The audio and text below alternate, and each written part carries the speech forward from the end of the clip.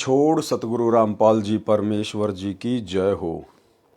परमपिता परमात्मा सारी सृष्टि के रचनहार, कुल मालिक, असंख्य ब्रह्मांडों के स्वामी, जगत गुरु, तीनों लोकों में प्रवेश करके सबका धारण पोषण करने वाले राजाधिराज, आत्माधार, नाथों के नाथ, देवों के देव, महादेव, सर्वेश्वर, महेश्वर, मृत्युंजय, अजरो अमर, आदि अनादि सनातनी प्रभु, जगत पिता जगदीश्वर, श्री श्री 1008 की उपाधि के वास्तविक अधिकारी, अकाल मूरत शब्द स्वरूपी राम वासुदेव, सर्वगतम ब्रह्म, परम पूज्य, प्रथम पूज्य, परम संत, परम पुरुष, परम धनी, परम दयालु, सत्य कबीर, हक्का कबीर, अल्लाहु कबीर, अल्लाहु अकबर, बाखबर, अल्लाह ताला, जगत के तारणहार, जगत के मुक्तिदाता, जगत के जगन्नाथ, हारे के सहारे, हिंदुओं के राम, मुसलमानों के अल्लाह, सिखों के वाहिगुरु, ईसाइयों के मसीह, दया के सागर दया निधि, करुणा के सागर करुणा निधि, स्वयंभू परिभू, संकट मोचन, कष्ट हरण, मंगल करण, दुख भंजन, अविगत कबीर, निर्विकार निर्विषम परमात्मा, अलय अलेख सतगुरु, आदि अनादि सतगुरु, असली मर्यादा पुरुषोत्तम, असली राम, असली कृष्ण, असली घनश्याम, असली मुरारी, राजाओं के राजा, महाराजाओं के महाराजा, शहंशाहों के शहंशाह, सम्राटों के सम्राट, भगवानों के भगवान, अल्लाहों के अल्लाह, प्रभुओं के प्रभु, मसीहाओं के मसीह, सच्चे वाहिगुरु, बाबाओं के बाबा, पीरों के पीर, सेठों के सेठ, जगत सेठ, सावड़सा सेठ, सर्वगुण संपन्न, अनंत कोटि कलाओं के स्वामी, अनंत कोटि ब्रह्मांडों के नायक, योगियों में महायोगी, ध्यानियों में महाध्यानी, सिद्धों में परम सिद्ध, ज्ञानियों में तत्व ज्ञानी, ब्रह्म ज्ञानी, महाज्ञानी, परम ज्ञानी, सर्वश्रेष्ठ ज्ञानी, विज्ञानी, युवा कबीर, समरथ कबीर, असमवात, अमित ओजा, सच्चे रहनुमा, करीम अल्लाह, सुभान अल्लाह, दुनिया के अंतिम पैगंबर, 8 सितंबर 1951 से गांव धनाना, जिला सोनीपत, हरियाणा, भारतवर्ष की पावन भूमि पे प्रकट रियल कल की भगवान श्री नारायण साकार हरि, श्री बाबा साहिब शब्द स्वरूपी राम, संत श्रोमणी सतगुरु रामपाल जी परमेश्वर जी के चरण कमल में साध संगति से जुड़े हुए देश विदेश से हम सभी सत्सेवक भाई बहनों का अनंत कोटि दंडवत प्रणाम। सत्साई भाई और बहनों, दया पूज्य गुरुदेव भगवान की, सतगुरु रामपाल जी परमेश्वर जी की, जिनके शुभ आशीर्वाद से, विशेष वीआईपी आशीर्वाद से आप और हम सभी साध संगति से जुड़े हुए सत्सेवक भाई बहन गुरुदेव भगवान के तत्व ज्ञान को आधार बनाकर उन्हीं के आशीर्वाद से दृढ़ता के साथ भक्ति मार्ग पर अपनी आत्मा के कल्याणार्थ हेतु निरंतर आगे बढ़ रहे हैं। भाई और बहनों, साध संगतियों के माध्यम से आप और हमें जो गूढ़ जानकारियां भक्ति मार्ग के विषय में प्राप्त हो रही हैं, ये गुरुदेव भगवान की आप और हमारे ऊपर एक विशेष असीम रजा है। इस रजा को, ज्ञान को आधार बनाकर साध संगति से जुड़े रहकर गुरु को परमेश्वर मानकर हम इसी प्रकार से बना कर रखें। तो भाई और बहनों, कबीर सागर के सरलार्थ के ऊपर वीडियो बनाने की श्रृंखला जारी है। इसी श्रृंखला में आज हमारा ये 37वें नंबर का वीडियो है। प्रत्येक वीडियो में गुरुदेव भगवान के आशीर्वाद से हमें बहुत कुछ सीखने को मिलता है। और भाइयों और बहनों, आने वाले समय में यही साध संगति की वीडियो जो आज गुरुदेव भगवान की पवित्र पुस्तकों के ऊपर बन रहे हैं, आने वाले समय में सभी टीवी चैनलों पर चला करेंगे। गुरुदेव भगवान के आशीर्वाद से जब ये सभी टीवी चैनल वाले गुरुदेव भगवान के आगे करबद्ध होकर प्रार्थना करेंगे कि हे गुरुदेव, हमें भी आपके कुछ सत्संग दे दीजिए, हे गुरुदेव, हमें भी अपने टीवी चैनलों पर चलाने के लिए कुछ दे दीजिए, उस समय गुरुदेव भगवान यही साध संगति के वीडियो भगत समाज को दृढ़ता प्रदान करवाने के लिए उन टीवी चैनल वालों को दिया करेंगे। गुरुदेव भगवान के प्रवचन तो चलेंगे ही चलेंगे, लेकिन साथ में समस्त शंकाओं के समाधान के लिए और गुरु को परमेश्वर के रूप में जानने और मानने के लिए ये साध संगति के वीडियो भी निरंतर टीवी चैनलों पर चला करेंगे। इसलिए गुरुदेव भगवान समय रहते अपनी गैर हाजिरी में अपने विशेष आशीर्वाद से इन वीडियोज़ को बनवा रहे हैं, ताकि वर्तमान में परमेश्वर की जो विशेष आत्मा होंगी, जिनको परमेश्वर ने सतलोक लेकर जाना होगा अपने रहते सहते, वे आत्माएं भी इन वीडियो को देखकर दृढ़ता प्रदान करें, गुरु को ही इष्ट मानकर अपनी हर आध्यात्मिक क्रिया करें। और गुरुदेव भगवान के सतलोक गमन के पश्चात आने वाली आत्माएं हजारों वर्षों तक दृढ़ता के साथ भक्ति मार्ग पर लगे रहें, इसलिए परमेश्वर वर्तमान में ये विशेष रजा कर रही हैं। तो भाई और बहनों, अब हम आगे बढ़ते हैं। अध्याय भवतारण बोध का सारांश कबीर सागर का सरलार्थ, पेज नंबर 320। अध्याय भवतारण बोध का सारांश। कबीर सागर में 19वां अध्याय भवतारण बोध पेज नंबर 42 पर है। इस अध्याय में कोई भिन्न ज्ञान नहीं है। इसमें जो जानकारी है वह पहले अध्यायों की है। इसमें परमेश्वर कबीर जी ने धर्मदास के माध्यम से साधक समाज को समझाया है कि साधक को चाहिए कि भक्ति सच्चे मन से करे। क्या कह रहे हैं परमेश्वर? आप और हम सबको शिक्षा दे रहे हैं कि पूर्ण सतगुरु की प्राप्ति के बाद साधक को चाहिए कि भक्ति सच्चे मन से करे। सच्चे मन से भक्ति करने का मतलब है अपने मन में, अपनी नीयत में किसी भी प्रकार का कोई खोट ना रखे। किसी भी प्रकार का अपनी नीयत में किसी भी भाई बहन के प्रति कोई खोट ना रखे। अपने मन को भटकने ना दे, ना विषय वासनाओं में, ना किसी लोभ और लालच में, ना किसी स्वार्थ में। उसको कहते हैं भक्ति सच्चे मन से करे। इसको भाव भक्ति कहा है। संत यानी अच्छी आत्माओं का सत्कार करे, भोजन पानी श्रद्धा से कराए। लेकिन भाइयों और बहनों, इनमें तो कोई भी काम इन सतलोक आश्रमों में सही प्रकार से हो ही नहीं रहा है। गुरुदेव भगवान ने जो एक सच्चे भगत के लक्षण बताए हैं कि साधक को चाहिए कि भक्ति सच्चे मन से करे, मन में कोई खोट ना रखे, कोई छल कपट ना रखे, अपनी नीयत को ना बिगाड़े, माता बहनों को बुरी नज़र से ना देखे। उसको कहते हैं सच्चे मन से भक्ति करना। लेकिन अभी जो 66 नंबर की हिसार जेल से विशेष ऑडियो आई है, उसमें तो गुरुदेव भगवान ने पूरा ही भांडाफोड़ कर दिया। उनकी गैर हाजिरी में जिस प्रकार से इन सभी सतलोक आश्रमों में कोऑर्डिनेटरों के द्वारा जो बकवाद की जा रही है, भक्तों के द्वारा जो बकवाद की जा रही है अपनी ही गुरु बहनों के साथ में, तो परमेश्वर ने तो उसका भांडाफोड़ कर दिया। साधक को चाहिए कि भक्ति सच्चे मन से करे, जबकि उस ऑडियो में गुरुदेव भगवान कह रहे हैं कि मेरे पास में ऐसी ऐसी शिकायत आती हैं जो नहीं आनी चाहिए। अच्छे इंसान तो जगत वाले भी ऐसा नहीं करते जो तुम भगत कर रहे हो। इन आश्रम वालों को कह रहे हैं। और फिर गुरुदेव कह रहे हैं कि मेरे पास ऐसी ऐसी शिकायत आती हैं। ये कोऑर्डिनेटर आश्रमों के भगत ये माता बहनों को भी गंदे गंदे मैसेज करते हैं, गंदे गंदे मैसेज। और ऐसे दुष्ट व्यक्ति ना तो कोऑर्डिनेटर कहलाने के अधिकारी और ना भगत कहलाने के अधिकारी। फिर आगे क्या कह रहे परमात्मा? संत यानी अच्छी आत्माओं का सत्कार करें। अच्छी आत्माओं का सत्कार करें। अच्छी आत्मा कौन होती हैं? जो पूर्ण संत से उपदेश ले लेती हैं, उनको अच्छी आत्मा कहा जाता है। आत्मा तो संसार में सभी परमात्मा की है। जो लोग आन उपासना कर रहे हैं वो भी परमात्मा की आत्मा है। लेकिन अच्छी आत्मा किसे कहा है? जो सच्चे गुरु की शरण में आ जाए। तो गुरुदेव कह रहे हैं कि ऐसी आत्माओं के साथ में अच्छा व्यवहार करें, उनका सत्कार करें।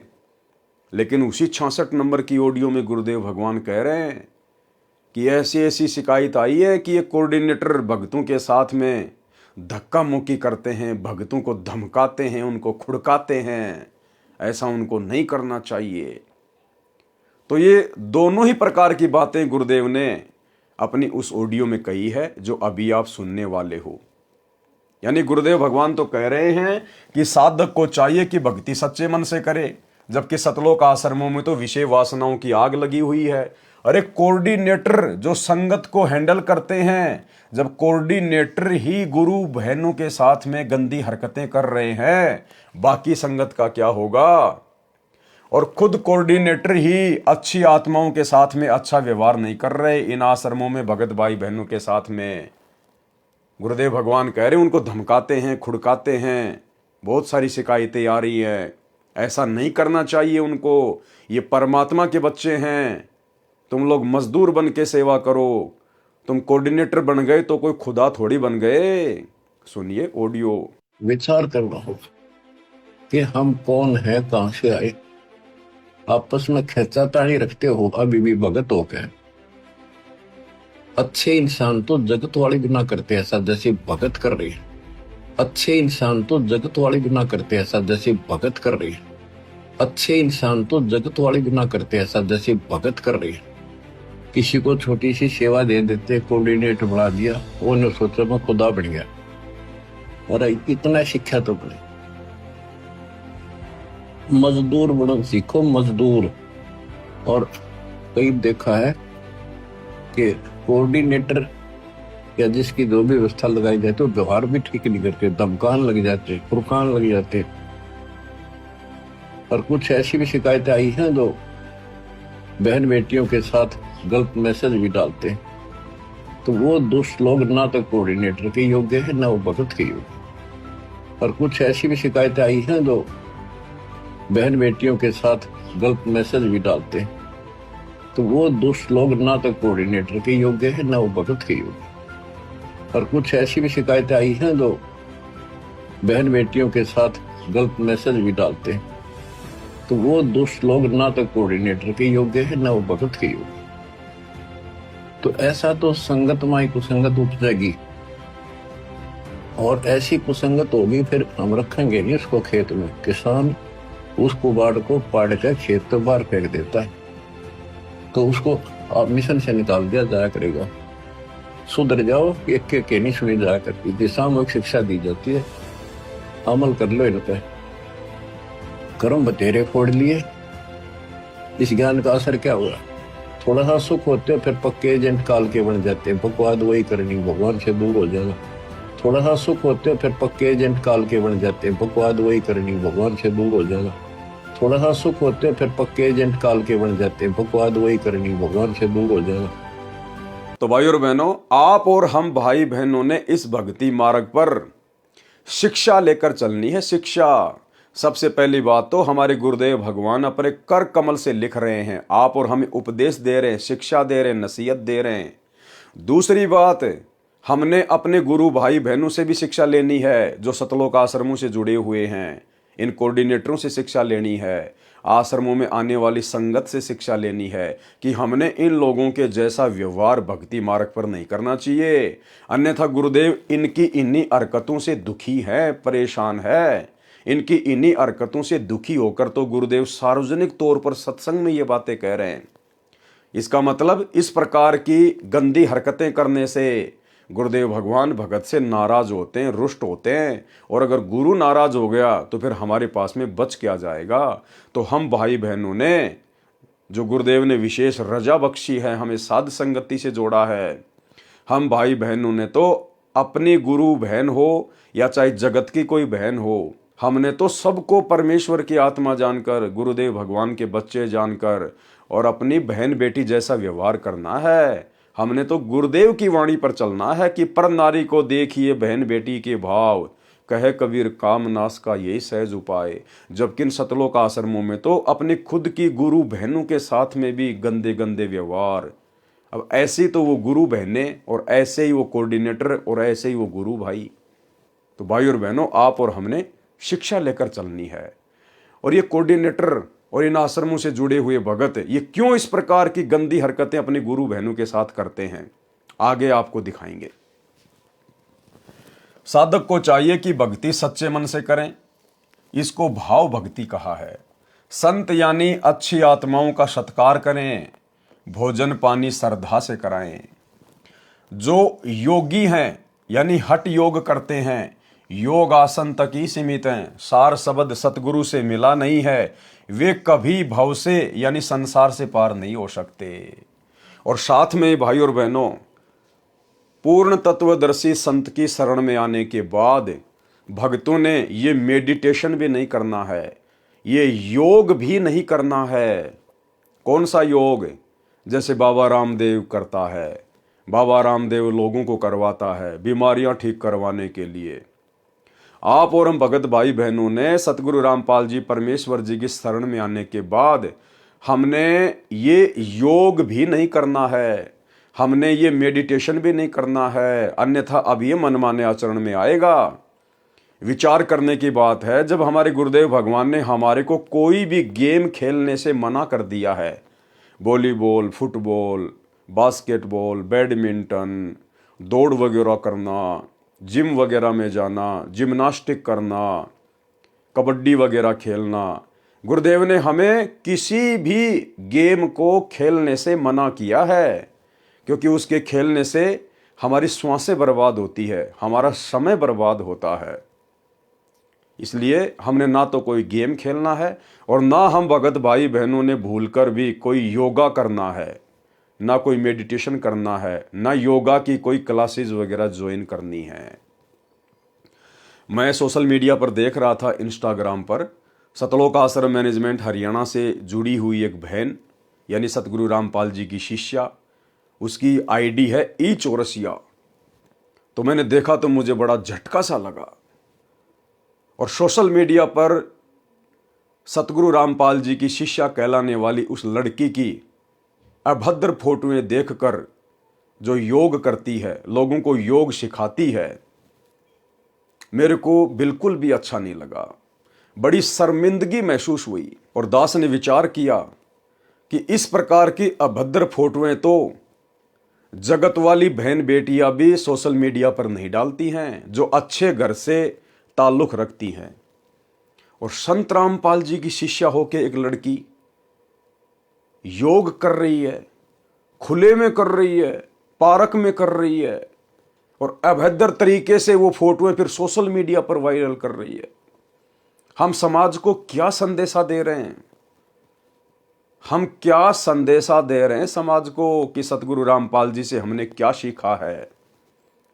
तो ये योग वगैरह भी सतगुरु रामपाल जी परमेश्वर जी की भक्ति प्राप्त होने के बाद में ये जो है बिल्कुल भी हमने त्यागना पड़ेगा। हमने एक नेक भगत बनकर भक्ति करनी पड़ेगी। हम किस लिए योग कर रहे हैं? क्या जरूरत है हमें योग करने की? अगर हम सतगुरु की भक्ति मर्यादा में रह के कर लेंगे तो क्या परमेश्वर हमारे शरीर में किसी प्रकार की कोई तकलीफ आने देंगे? और यदि तकलीफ आ भी गई तो तकलीफ को दूर कौन करेगा? वो योग दूर करेगा या फिर हॉस्पिटल दूर करेगा? और अगर ऐसी कोई तकलीफ आ भी गई तो आप सतलोक आश्रम वाले भाई बहनों को तो दुखी होने की जरूरत है ही नहीं। आप लोगों को तो योग करने की जरूरत है ही नहीं। अरे आपके तो आश्रमों में हॉस्पिटल खुल रहे हैं। धनाना आश्रम में 10 एकड़ जमीन में हॉस्पिटल खुल रहा है। अगर आप लोग बीमार हो भी जाओ, कोई समस्या आ भी जाए, तो आप लोगों के तो आश्रम में 10 एकड़ जमीन में बहुत बड़ा हॉस्पिटल खुलने जा रहा है। आप तो वहां जाके एडमिट हो जाओ, आपका तो फ्री में इलाज होगा, क्योंकि आपसे तो कोई पैसा लिया नहीं जाएगा। तो आप लोगों को भला योग करने की जरूरत क्या है? तो भाई और बहनों, हमने शिक्षा लेनी है। दास आपको ये फोटो दिखा रहा है, ये है वो बहन जिसकी फेसबुक आईडी है ई चौरसिया। ई चौरसिया के नाम से इस बहन की फेसबुक आईडी है। और ये गरीबदास जी की फोटो है, पीछे सतगुरु रामपाल जी की फोटो है, ये स्वामी रामदेवानंद जी महाराज जी की फोटो है। और ये बहन सतलोक आश्रमों में जब समागम होते हैं, कबीर प्रकट दिवस, अवतरण दिवस, गरीबदास जी का बोध दिवस, दिव्य धर्म यज्ञ दिवस, उस समय ये बहन पाठ करती है। पाठ, ये पाठ पर बैठती है। ये बहन आपके सामने है, इसकी फोटो। ये पाठ कर रही है, इस पवित्र सदग्रंथ का पाठ कर रही है। और ऐसे पवित्र सदग्रंथ का पाठ करने वाला कितना पाक और पवित्र होना चाहिए। तो आप इस बहन को आश्रम में देखिए किस प्रकार से बैठी हुई है, बहुत ही सभ्य तरीके से। आश्रम में जाते हैं तो हम लोग भगत बन जाते हैं कि हमारे से बढ़कर कोई दास या दासी होगा ही नहीं, हमारे से बढ़कर सभ्य और शालीन कोई होगा ही नहीं। सर पर चुन्नी वगैरह डाल के, बढ़िया ढीले ढीले कपड़े पहन के, नीची नजरें करके हम एक नंबर के भगत बन जाते हैं जब हम आश्रमों में जाते हैं। तो यहां तो ये बहन पाठ कर रही है। और आगे जब मैंने इनकी इंस्टाग्राम आईडी पे देखा, ये देखिए ई चौरसिया। अब देखो ये बहन किस प्रकार से ये अभद्र कपड़े पहनकर, गुरुदेव भगवान ने ये टाइट कपड़े पहनने के लिए माता बहनों को बिल्कुल मना किया है। भगत भाई बहनों को भी टाइट कपड़े पहनने के लिए सबको मना किया है। अब ये बहन देखो सरेआम एक पार्क के अंदर जहां पर सैकड़ों की संख्या में लोग घूमने के लिए आते हैं, और ये किस प्रकार से टाइट कपड़े पहनकर और किस प्रकार से ये योग कर रही है। क्या जरूरी है योग करना? आप भक्ति मार्ग में हो, आप किसी बॉलीवुड की लाइन में नहीं हो, आप किसी फिल्म इंडस्ट्री से जुड़े हुए नहीं हो। समाज में कोई भी व्यक्ति इस बहन को देखेगा तो किस प्रकार से उसके मन में उल्टे उल्टे ख्याल आएंगे। हम क्यों किसी की नीयत को बिगड़ने का मौका दें? हम क्यों किसी के मन में हमारे प्रति उल्टे उल्टे गंदे गंदे विचार लाने का मौका दें?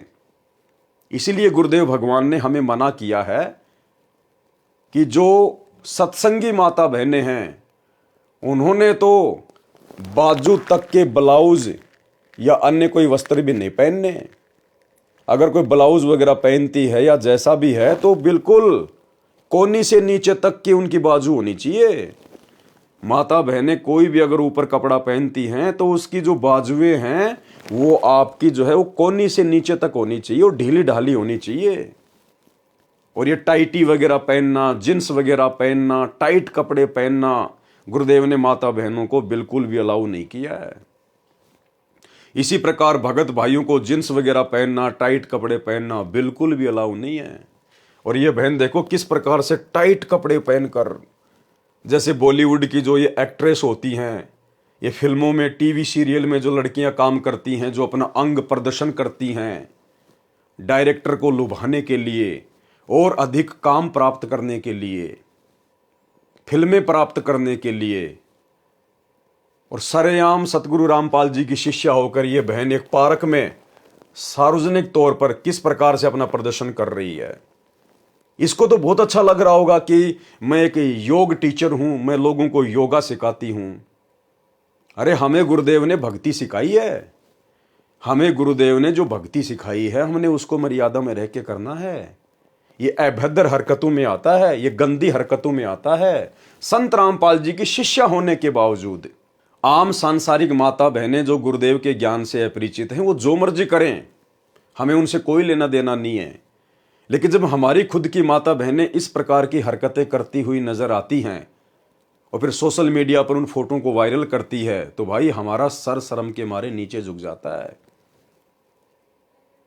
तो हम जो साथ संगति से जुड़े हुए भाई बहन है ना, आप और हमने भूलकर भी ये योग वगैरह नहीं करने हैं। हमने अपने गुरुदेव की भक्ति पर विश्वास करना है। परमेश्वर हमें ऐसी कोई बीमारी लगने नहीं देंगे, हमें ऐसी कोई तकलीफ परमात्मा आने नहीं देगा यदि मर्यादा में रह के भक्ति करेंगे तो ये देखिए किस प्रकार की बेहुदी और घटिया हरकतें संत रामपाल जी की शिष्या होने के बाद क्या ज्ञान समझा इन्होंने। ये देखिए ई चौरसिया, ये इनकी दूसरी फोटो है। अब देखो भाई और बहनों, अब इस बहन के आगे पीछे से सैकड़ों लोग पार्क में घूमते हैं, आते हैं, कोई देख रहा है, कोई क्या बोल रहा होगा, कोई क्या कर रहा होगा। ये सार्वजनिक तौर पर इस प्रकार की हरकतें करना क्या जरूरी है? क्या शोभा देता है? अरे अगर योग भी आपको करना है, यदि आपको अपने गुरुदेव की आज्ञा का पालन नहीं करना है, आपने यदि भक्ति मर्यादा में रह के नहीं करनी है, आपको यदि विश्वास नहीं है भक्ति पर, तो अपने घर पर एक बंद कमरे में कर लीजिए जो भी आपने करना है। ये संत रामपाल जी के भगत बनकर फिर इस प्रकार की बेहुदा हरकतें, बेहुदा इस प्रकार की एक्टिंग, ये सार्वजनिक तौर पर गार्डन में जाकर, पार्कों में जाकर क्यों करते हो आप लोग? क्यों अपने गुरुदेव भगवान को शर्मिंदा करते हो? तो ये माता बहनों को शोभा नहीं देता है, बिल्कुल शोभा नहीं देता माता बहनों को। ये आने वाले समय में आप और हम सब ने एक शिक्षा लेनी है। आने वाले समय में भगत भाई बहनों ने शिक्षा लेनी है। हमने इस प्रकार की बेहुदा हरकतें बिल्कुल भी नहीं करनी है। ये योगा फोगा वगैरह हमने कुछ नहीं करने हैं। ये एक फोटो और है इस बहन की। बताओ, आप लोगों को दिखाते हुए भी मुझे शर्म आ रही है। आप लोगों को दिखाते हुए भी मुझे शर्म आ रही है किस प्रकार से अपने पैरों को कर रखा है। टाइट कपड़ा पहन के, टाइटी पहन के किस प्रकार से अपने दोनों पैरों को फैला रखा है और फिर सोशल मीडिया पर डाली जा रही है। अब लोग इन फोटो को देखेंगे तो वो लोग किस भाव से देखेंगे? उनके मन में गंदे विचार आएंगे या फिर अच्छे विचार उत्पन्न होंगे? अब बताओ फिर उन कोऑर्डिनेटरों का क्या दोष? सतलोक आश्रमों के कोऑर्डिनेटरों का क्या दोष? उन भक्तों का क्या दोष जिनके विषय में गुरुदेव कह रहे हैं कि अपनी गुरु बहनों को गंदे गंदे मैसेज भेजते हैं? जब हमारी गुरु बहनें इस प्रकार की गंदी गंदी हरकतें करेंगी, इस प्रकार के ये गंदे गंदे पोज अपने मोबाइल से फोटो खींच के सोशल मीडिया पे डालेंगी, तो भगत भाई क्या करेंगे फिर? ये कामदेव तो इन आश्रमों में बैठा ही है, फिर और क्या करेगा बताइए? इसलिए गुरुदेव भगवान ने दुखी होकर सार्वजनिक तौर पर हिसार जेल से आने वाली ऑडियो नंबर 66 में इन सब बातों का जिक्र करना पड़ा कि अभी तो तुम भक्ति के निकट भी नहीं हो, अभी तो भक्ति के निकट भी नहीं हो, और अच्छे इंसान तो जगत वाले भी ऐसा नहीं करते जैसा तुम भगत कर रहे हो। एक अच्छे घराने की, इज्जतदार घराने की माता बहनें भी आपको इस प्रकार से ऐसे पोज में अपनी फोटोएं सार्वजनिक तौर पर सोशल मीडिया पर डालती हुई नजर नहीं आएंगी जो सतगुरु रामपाल जी की शिष्याएं कर रही हैं। क्या हासिल करना चाहती हैं ये माता बहनें? पब्लिसिटी की भूख है क्या? बॉलीवुड की कोई हीरोइन बनना है क्या? भाई और बहनों, साध संगति से जो माता बहनें जुड़ी हुई हैं, उन माता बहनों को यदि कोई 100 करोड़ रुपए का भी ऑफर करे ना, 100 करोड़ रुपए का ऑफर, कि आपको 100 करोड़ रुपए दिए जाएंगे या आपको भारत देश का प्रधानमंत्री बना दिया जाएगा, आपको इंद्र का राज्य दे दिया जाएगा, आपको 21 ब्रह्मांड का स्वामी बना दिया जाएगा, आप साथ संगति से जुड़ी हुई माता बहनें हमें एक पोज ऐसा दे दो, एक। वो माता बहनें क्या करेंगे पता है? थू, उसी समय 5 बार थूकेंगी और बोलेंगे भैया पानी पीना तो पी लीजिए, भंडारा करना तो कर लीजिए, अन्यथा यहां से चलते बनिए। आपने गंदी जुबान से ऐसी बातें हमारे घर में दोबारा ना बोलिए। हमारा घर आश्रम है, हमारे आश्रम में इस प्रकार की बातें भी शोभा नहीं देती हैं। ये गंदे कर्म करना तो बहुत दूर की बात है। तो भाई और बहनों, ये विचारणीय विषय है, विचारणीय विषय। इसलिए सतगुरु रामपाल जी भगवान हिसार जेल से आने वाली ऑडियो में दुखी मन से, दुखी आवाज में रोते हुए सत्संग कर रहे हैं कि मैं रोवत हूं सृष्टि को, ये सृष्टि रोवे मोहे, और गरीब दास इस वियोग को समझ न सकता कोई। कि सतगुरु हमें क्या बनाने आए हैं, हमें क्या अनमोल वस्तु प्राप्त हो गई है, सतगुरु ने हमें क्या कीमती वस्तु दे दी है, हमारा टारगेट क्या होना चाहिए? ये पब्लिसिटी प्राप्त करना या फिर योग टीचर बनकर दुनिया भर के अवार्ड जीतने हैं, या फिर ये फिगर वगैरह मेंटेन रखना है, अपने शरीर को मेंटेन रखना? कितने दिन मेंटेन रखोगे? इस हार्ड मास के ढांचे को कितने दिन मेंटेन रखोगे? वो बॉलीवुड की वो पुरानी पुरानी हीरोइन जो अपने जमाने में, अपने टाइम में अपने फिगर को मेंटेन रखा करती थी, आज उनके फिगर को देखते ही उल्टी आती है, उल्टी। तो भाई और बहनों, चाहे सतगुरु रामपाल जी की कोई शिष्या हो, चाहे कोई शिष्य हो, अगर हम लोग भगत बनने के लिए निकले हैं तो भाई भगत बन के दिखाओ अपने गुरुदेव को भगत। तो हम सत्सेवक भाई बहनों ने सतलोक आश्रमों से जुड़ी हुई हमारी गुरु बहनों से, हमारी माताओं से हमने शिक्षा लेनी है। हमने ये भद्दी हरकतें नहीं करनी है सार्वजनिक तौर पर या अपने घर पर, कैसे भी। हमने तो सोचना भी नहीं है। हमारे गुरुदेव भगवान अंतर्यामी है। बकवाद चाहे आप अपने घर में बैठकर कर लो या चाहे किसी गार्डन में बैठ के कर लो, गुरुदेव भगवान अंतर्यामी है, उनसे कुछ भी नहीं छुपा हुआ है। तो हम भाई बहनों ने सावधान रहना है, ये गलती हमने बिल्कुल भी नहीं करनी है।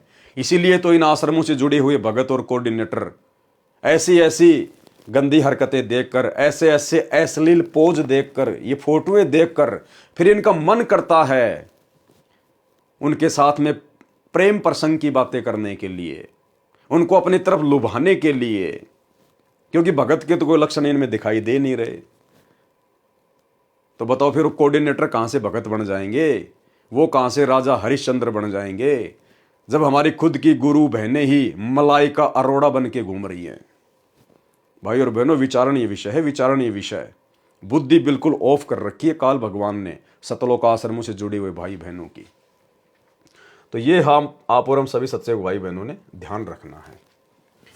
जो योगी हैं यानी हठ योग करते हैं, योग आसन तक ही सीमित हैं, सार शब्द सतगुरु से मिला नहीं, वे कभी भव से यानी संसार से पार नहीं हो सकते। जो दान करते हैं और सतगुरु से सच्चा भक्ति मंत्र प्राप्त नहीं है तो उनका मोक्ष नहीं है, केवल दान का फल अगले जन्म में मिल जाएगा। आवश्यक नहीं है कि वह फल मनुष्य जन्म में ही मिलेगा, वह फल कुत्ते घोड़े गाय भैंस आदि के जन्म में भी मिलेगा। यदि सतगुरु से सत्य साधना प्राप्त है और भक्ति करता है, दान भी देता है, तो उसका मोक्ष हो जाता है। उसको दान का फल इसी जन्म में भी आवश्यकता अनुसार मिलता है। अब आगे की लाइन को ध्यान से पढ़ना।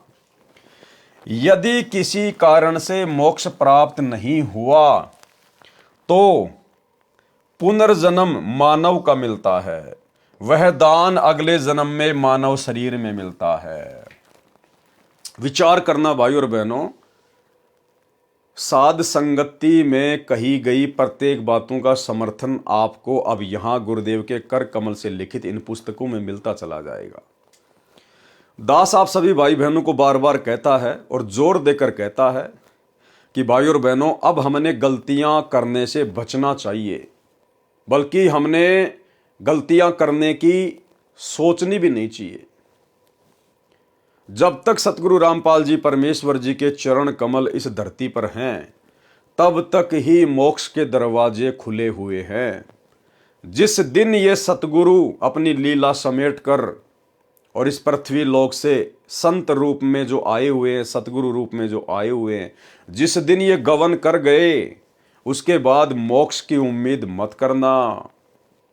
इसलिए परमात्मा कहते कि ये थोड़ा सा समय मिला है तुम्हें, थोड़ा सा समय, ये प्राइम टाइम।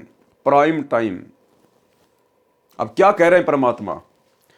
यदि किसी कारण से मोक्ष प्राप्त नहीं हुआ, भाई क्यों नहीं होगा मोक्ष प्राप्त? जिन भाई बहनों को ये शंका है कि ये पवन दास तो ऐसे ही अंट संट बोलता है, अरे गुरुजी ने कह रखा है ये भक्ति मार्ग हजारों साल तक चलेगा, हजारों साल तक, और 1000 साल तक आत्माएं मोक्ष प्राप्त करेंगी। अगर ऐसा होता, मार्ग तो हजारों साल चलेगा, और यदि मोक्ष 1000 साल होना होता तो परमात्मा यहां पर यह बात नहीं लिखते, यदि किसी कारण से मोक्ष प्राप्त नहीं हुआ तो पुनर्जन्म मानव का मिलता है, वह दान अगले जन्म में मानव शरीर में मिलता है। यदि किसी कारण से मोक्ष प्राप्त नहीं हुआ, भाई क्यों नहीं होगा? मान लीजिए आपका इस मानव जन्म में मोक्ष नहीं हुआ, तो फिर से आपको मानव जन्म मिलेगा। उसमें भी नहीं हुआ तो तीसरा जन्म भी मानव का मिलेगा, उसमें तो मोक्ष हो ही जाएगा, क्योंकि ये तो हजारों साल चलेगा परमात्मा का मार्ग, हजारों साल तक आत्माएं मोक्ष प्राप्त करेंगी। तो एक जन्म में नहीं हुआ तो दूसरे में हो जाएगा, तीसरे में हो जाएगा, चौथे में हो जाएगा, 5वें में हो जाएगा। 1000 साल में कम से कम 100 तो मानव जन्म मिलेंगे।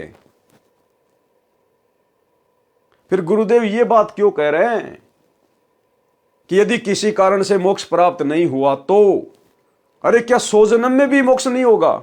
चलो इस जन्म में आपने गलती कर दी, आपका मोक्ष नहीं हुआ, अगला जन्म फिर से आपको स्त्री या पुरुष का मिल गया, किसी भगत के घर में देगा परमात्मा, तो उस जन्म में तो हो ही जाएगा। आपको तो शुरू से ही भक्ति मिलेगी, आपके माता पिता दोनों भगत होंगे, आप तो मर्यादा में रहोगे, पूरे संसार में सतयुग जैसा माहौल हो जाएगा, हर जगह आपको भगत ही भगत दिखाई देंगे, विरोध कोई आने वाले समय में कोई जो है वो करेगा नहीं, तो मर्यादा टूटेगी नहीं, तो आपका तो दूसरे जन्म में मोक्ष निश्चित है। और दूसरे में नहीं हुआ तो तीसरे में हो जाएगा, चौथे में हो जाएगा, 5वें में हो जाएगा। चलो बात बड़ी करते हैं, 25वें मानव जन्म में तो मोक्ष हो ही जाएगा। और जबकि ये तो सैकड़ों मानव जन्म मिलेंगे हमारे को, 1000 साल में तो सैकड़ों मानव जन्म। फिर गुरुदेव ये क्यों कह रहे हैं यदि किसी कारण से मोक्ष प्राप्त नहीं हुआ तो? ये इसलिए कह रहे हैं परमात्मा कि सतगुरु के रहते सहते ही मोक्ष के दरवाजे खुलते हैं, और जिस दिन ये सतगुरु धरती से चला जाएगा उसके बाद में मोक्ष नहीं है। एक छोटा सा वीडियो गुरुदेव भगवान का, गुरुदेव ने स्पष्ट कह दिया कि ये भक्ति मार्ग इस दास से पहले नहीं था और इस दास के जाने के बाद ये समाप्त हो जाएगा। भाई गुरु जी के जाने के बाद में समाप्त कहां से हो जाएगा? ये तो हजारों साल चलेगा ना, तो समाप्त कैसे हो जाएगा? ये तो हजारों साल चलेगा। फिर क्यों कह रहे हैं गुरुदेव कि इस दास के जाने के बाद समाप्त हो जाएगा और इस दास से पहले ये भक्ति मार्ग नहीं था और इस दास के जाने के बाद ये भक्ति मार्ग समाप्त हो जाएगा, यानी मोक्ष के दरवाजे बंद हो जाएंगे। जब तक धरती पर सतगुरु है तब तक ही आप जी मोक्ष प्राप्त कर सकते हैं। सतगुरु के जाने के बाद मोक्ष प्राप्ति की उम्मीद मत करना। फिर कोई यहां मर्यादा में रहने वाला नहीं है, फिर किसी को सतगुरु का कोई भय नहीं होगा। आज मात्र 10 साल के लिए सतगुरु जेल में जाके बैठे, मात्र 10 साल के लिए 20 साल तक ज्ञान दिया और परीक्षा लेने के लिए मात्र 10 साल से जेल में बैठे हैं। ना जाने कितनी सैकड़ों मर्यादा तोड़ दी गई है, बड़ी बड़ी गलतियां कर दी गई है बड़े बड़े भक्तों के द्वारा। स्टेडियम बनाना, हॉस्पिटल बनाना, गुंडों का समर्थन करना, 5-5 लाख रुपया राजपूत करनी सेना को चंदे के रूप में देना, आरक्षणों में भक्तों को बैठाना, बिरानी आग में झोंक देना, करोड़ों रुपया चंदे के रूप में जाट आरक्षण में देना, लोगों के लिए बसें चलाना, एम्बुलेंस चलाना, भक्तों से रोड़े ठीक करवाना, आश्रमों में देह दान करवाना, रक्त दान करवाना, दोगली राजनीति करना, कभी कांग्रेस की गोद में बैठना, कभी बीजेपी की गोद में बैठना, हिंदू मुसलमानों के बीच में नफरत पैदा करने के लिए बजरंग दल वालों की गोद में जाके बैठ जाना, बांग्लादेश के मुसलमानों के खिलाफ। दुनिया भर के कुकर्म, दुनिया भर के उल्टे काम सतगुरु के धरती पर रहते सहते, तो सतगुरु के सतलोक जाने के बाद क्या होगा? किसी को कोई डर ही नहीं होगा, किसी को कोई भय नहीं होगा। इसलिए तो गुरुदेव कहते हैं यदि मेरे रहते सहते पार नहीं हुए तो आगे कैसे पार हो जाओगे? ये शब्द है सतगुरु के, शब्द सैन सतगुरु की पहचान है, पावे अटल सुहाग रे। कि यदि मेरे रहते सहते पार नहीं हुए तो आगे कौन से पार हो जाओगे? फिर तो तुम्हारे ऊपर कोई अंकुश ही नहीं रहेगा, तुम्हारे को कोई डर ही नहीं रहेगा। सुनिए सत्संग। मात पिता मिल जाएंगे, मात पिता मिल जाएंगे, 184 माही। ये सतगुरु सेवा और ये भक्ति भाई फेर मिलन की नाही। इससे पहले नहीं थी यह भक्ति और इस दास के बाद यह भक्ति समाप्त हो जाएगी। अब तो चलेगी कुछ वर्षों तक। इससे पहले नहीं थी यह भक्ति और इस दास के बाद यह भक्ति समाप्त हो जाएगी। अब तो चलेगी कुछ वर्षों तक।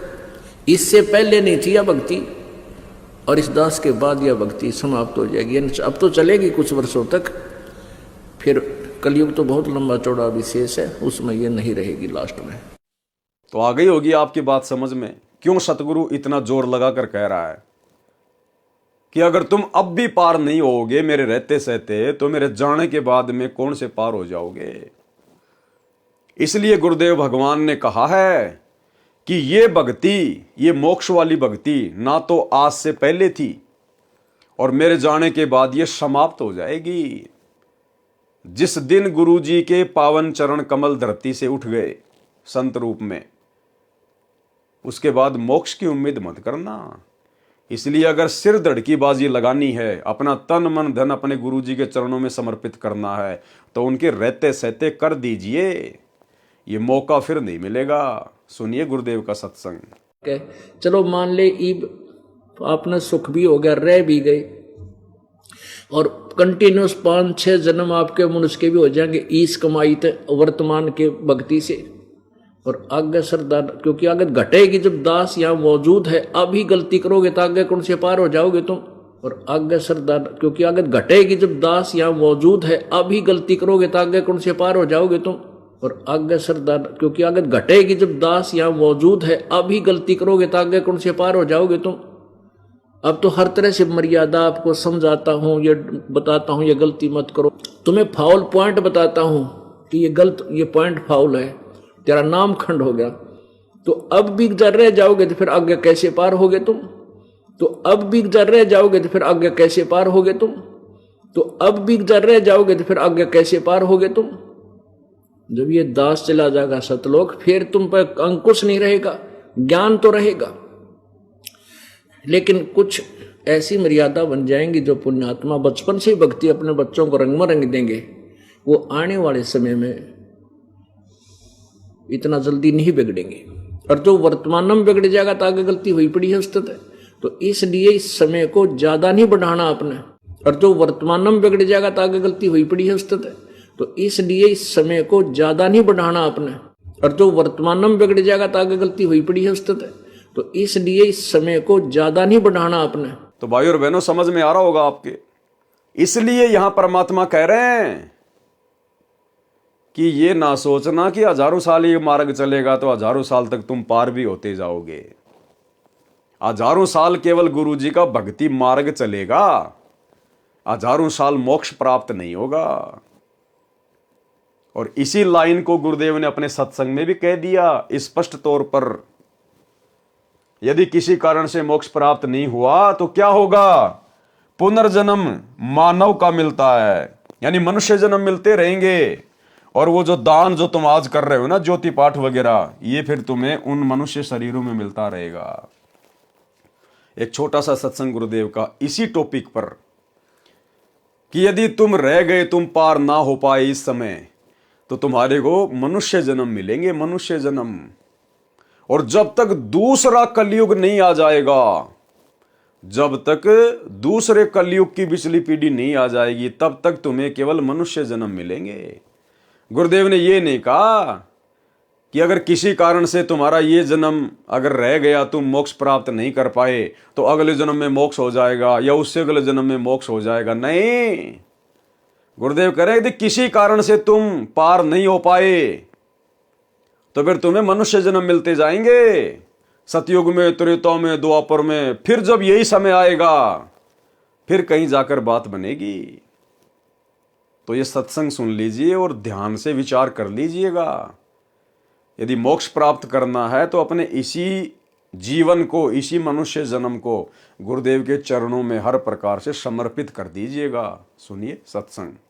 और बाकी रही बात जो पुण्य की, किसी के पास कार है, कोठी है, पैसा है, उसने पिछले जन्म में धर्म घना किया हुआ है, दान किया हुआ है। और जिसको ये भक्ति प्राप्त हुई है और उसके पास धन नहीं है, गरीब व्यक्ति है, निर्धन है, उसने पिछले जन्म में दान नहीं किया। केवल दान का डिफरेंस है, ये कोई बड़ी बात नहीं बताई परमात्मा ने। लेकिन अब अपने सारे ज्ञान न समझ कर प्रॉपरली दान भी करे और नाम भी श्रवण करे।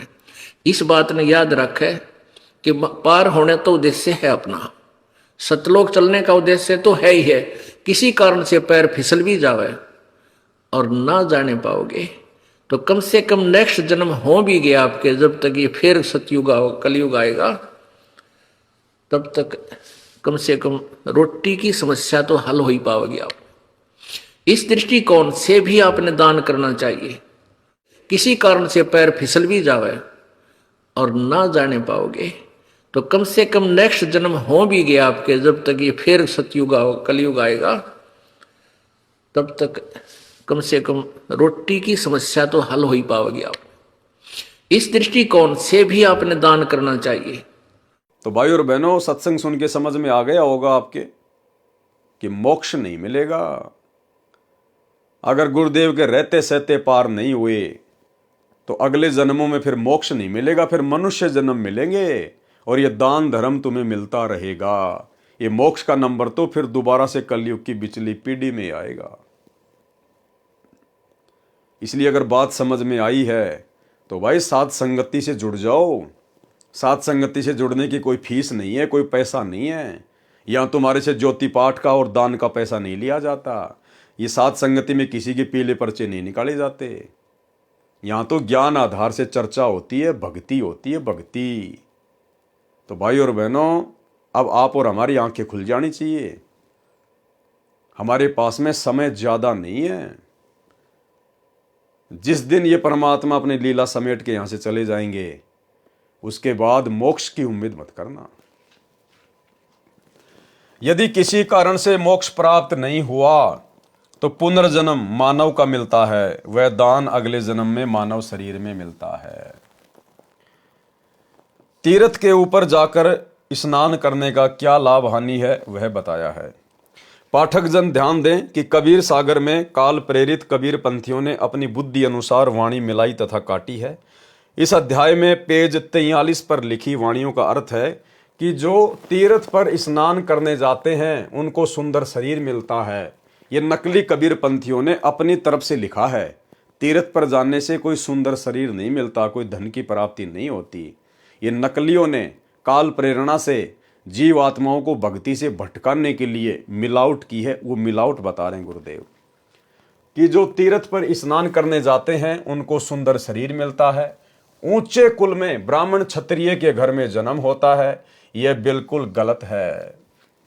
जैसा कि आप जी को पहले बताया है कि परमेश्वर कबीर जी ने अपनी महिमा का तथा भक्ति का यथार्थ ज्ञान संत गरीबदास जी गांव छुडानी जिला झज्जर हरियाणा प्रांत वाले को दिया है। उनका ज्ञान योग दिव्य दृष्टि खोल दी थी। तब संत गरीबदास जी ने यथार्थ ज्ञान लिखाया है। तीर्थ पर जाने वालों को क्या मिलता है। गरीब तीर्थ बाट चले जो प्राणी, सो तो जन्म जन्म उर्झाणी। वो तो जन्म जन्मांतरों तक इसी प्रकार से उलझ पुलझ रहेंगे, उनका मोक्ष नहीं हो पाएगा जो तीर्थों पर जाते हैं। क्यों? जहां तीर्थ पर कर है दानम, जो तीर्थों पर जाकर दान धर्म करते हैं, ता पर जीव मरत हैं अरबानम। अरबों जीवों की हत्या होती है वहां पर। आप जी सैकड़ों किलोमीटर जाते हो तीर्थों की यात्रा के लिए, कोई पैदल जाता है, कोई बस से, कोई ट्रेन से, कोई अपनी पर्सनल गाड़ी से। उस तीर्थ पर जाने का मान लीजिए एक फल मिलता है, और आपने उस तीर्थ पर जाते और आते समय कितने अरबों जीवों की हत्या कर दी आपने, अरबों जीवों की। और तीर्थ में नहाते समय कितने सूक्ष्म जीव आपने मार दिए वहां पर। तो कहते हैं वो तो जन्म जन्मांतरों तक उलझा रहेगा काल की भूल भुलैया में। गोते गोते पड़ी है भारम, गंगा जमुना गए केदारम। भावार्थ, जो श्रद्धालु तीर्थ स्थान के लिए जाता था वह पैदल जाता था। वर्तमान में गाड़ी से, मोटरसाइकिल से जाते हैं। रास्ते में जितने जीव यात्रा में मरते हैं वे तीर्थ यात्री के पाप कर्मों में लिखे जाते हैं। तीर्थ के अंदर जल में स्नान करने से कोई लाभ नहीं होता। यदि वहां दान करते हैं, वह दान कहीं कर लो, उसका फल अवश्य मिलता है, चाहे पशु पक्षी के जीवन में मिले। तीर्थ पर जाकर किए दान के साथ अरबों जीव मरने का पाप भी साथ लिपट गया। अब आप विचार करें कि तीर्थ स्नानार्थ जाने वालों को क्या लाभ या हानि होती है। गीता अध्याय 17 श्लोक 22 में कहा है कि कुपात्र को दिया दान लाभ के स्थान पर हानि करता है।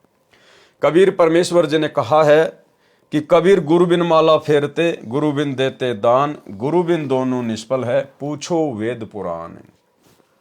यानी दान केवल सुपात्र को दिया जाता है। ज्योति पाठ का पैसा केवल सुपात्र को दिया जाता है, और सुपात्र पूरी सृष्टि में केवल सतगुरु रामपाल जी हैं। इसके अलावा सब कुपात्र हैं, कुपात्र। और कुपात्र को दान धर्म का पैसा नहीं दिया जाता, ज्योति पाठ का पैसा नहीं दिया जाता है। और इन आश्रमों में जाकर आप भाई बहनों ने गुरुदेव के बेटा बेटियों को, इन कोऑर्डिनेटरों को, आश्रम संचालकों को, क्योंकि आपका दान बाद में इन्हीं के हाथों में तो जाता है, आप तो दान पेटी में डाल देते हो, लेकिन फिर वो पैसा जाता किसके हाथ में है? गुरुदेव के परिवार के हाथ में, कोऑर्डिनेटरों के हाथ में, आश्रम संचालकों के हाथ में। और आपके दान का फिर आप ही की आंखों के सामने सरेआम दुरुपयोग किया जा रहा है, क्योंकि ये कुपात्र है, ये काल प्रेरित हैं। काल इनसे आपके दान का दुरुपयोग ही करवाएगा।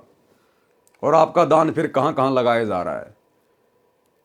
10 एकड़ जमीन में हॉस्पिटल बनाया जा रहा है। क्या आवश्यकता है आश्रम में हॉस्पिटल बनाने की?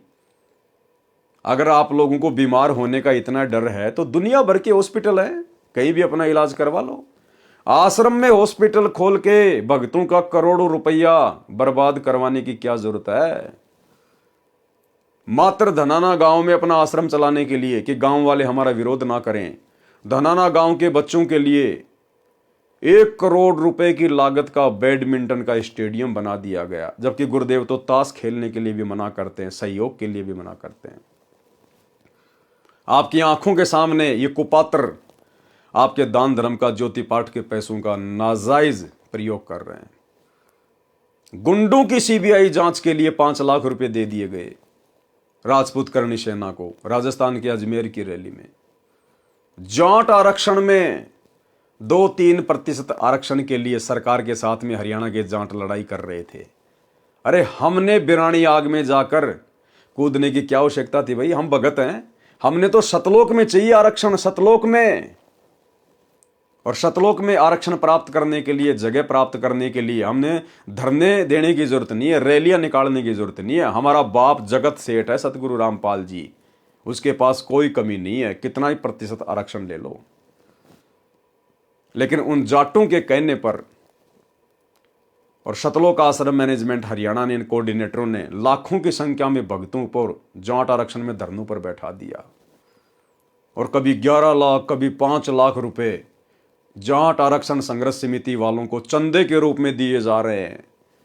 अब वो जाट क्या करेंगे? वो हुक्का पाड़, वो नशेड़ी, वो राजनीति करने वाले लोग क्या करेंगे आपके दान धर्म का? इसलिए परमात्मा मना करते हैं कि कुपात्र को दान नहीं करना चाहिए, कुपात्र को दान नहीं करना चाहिए।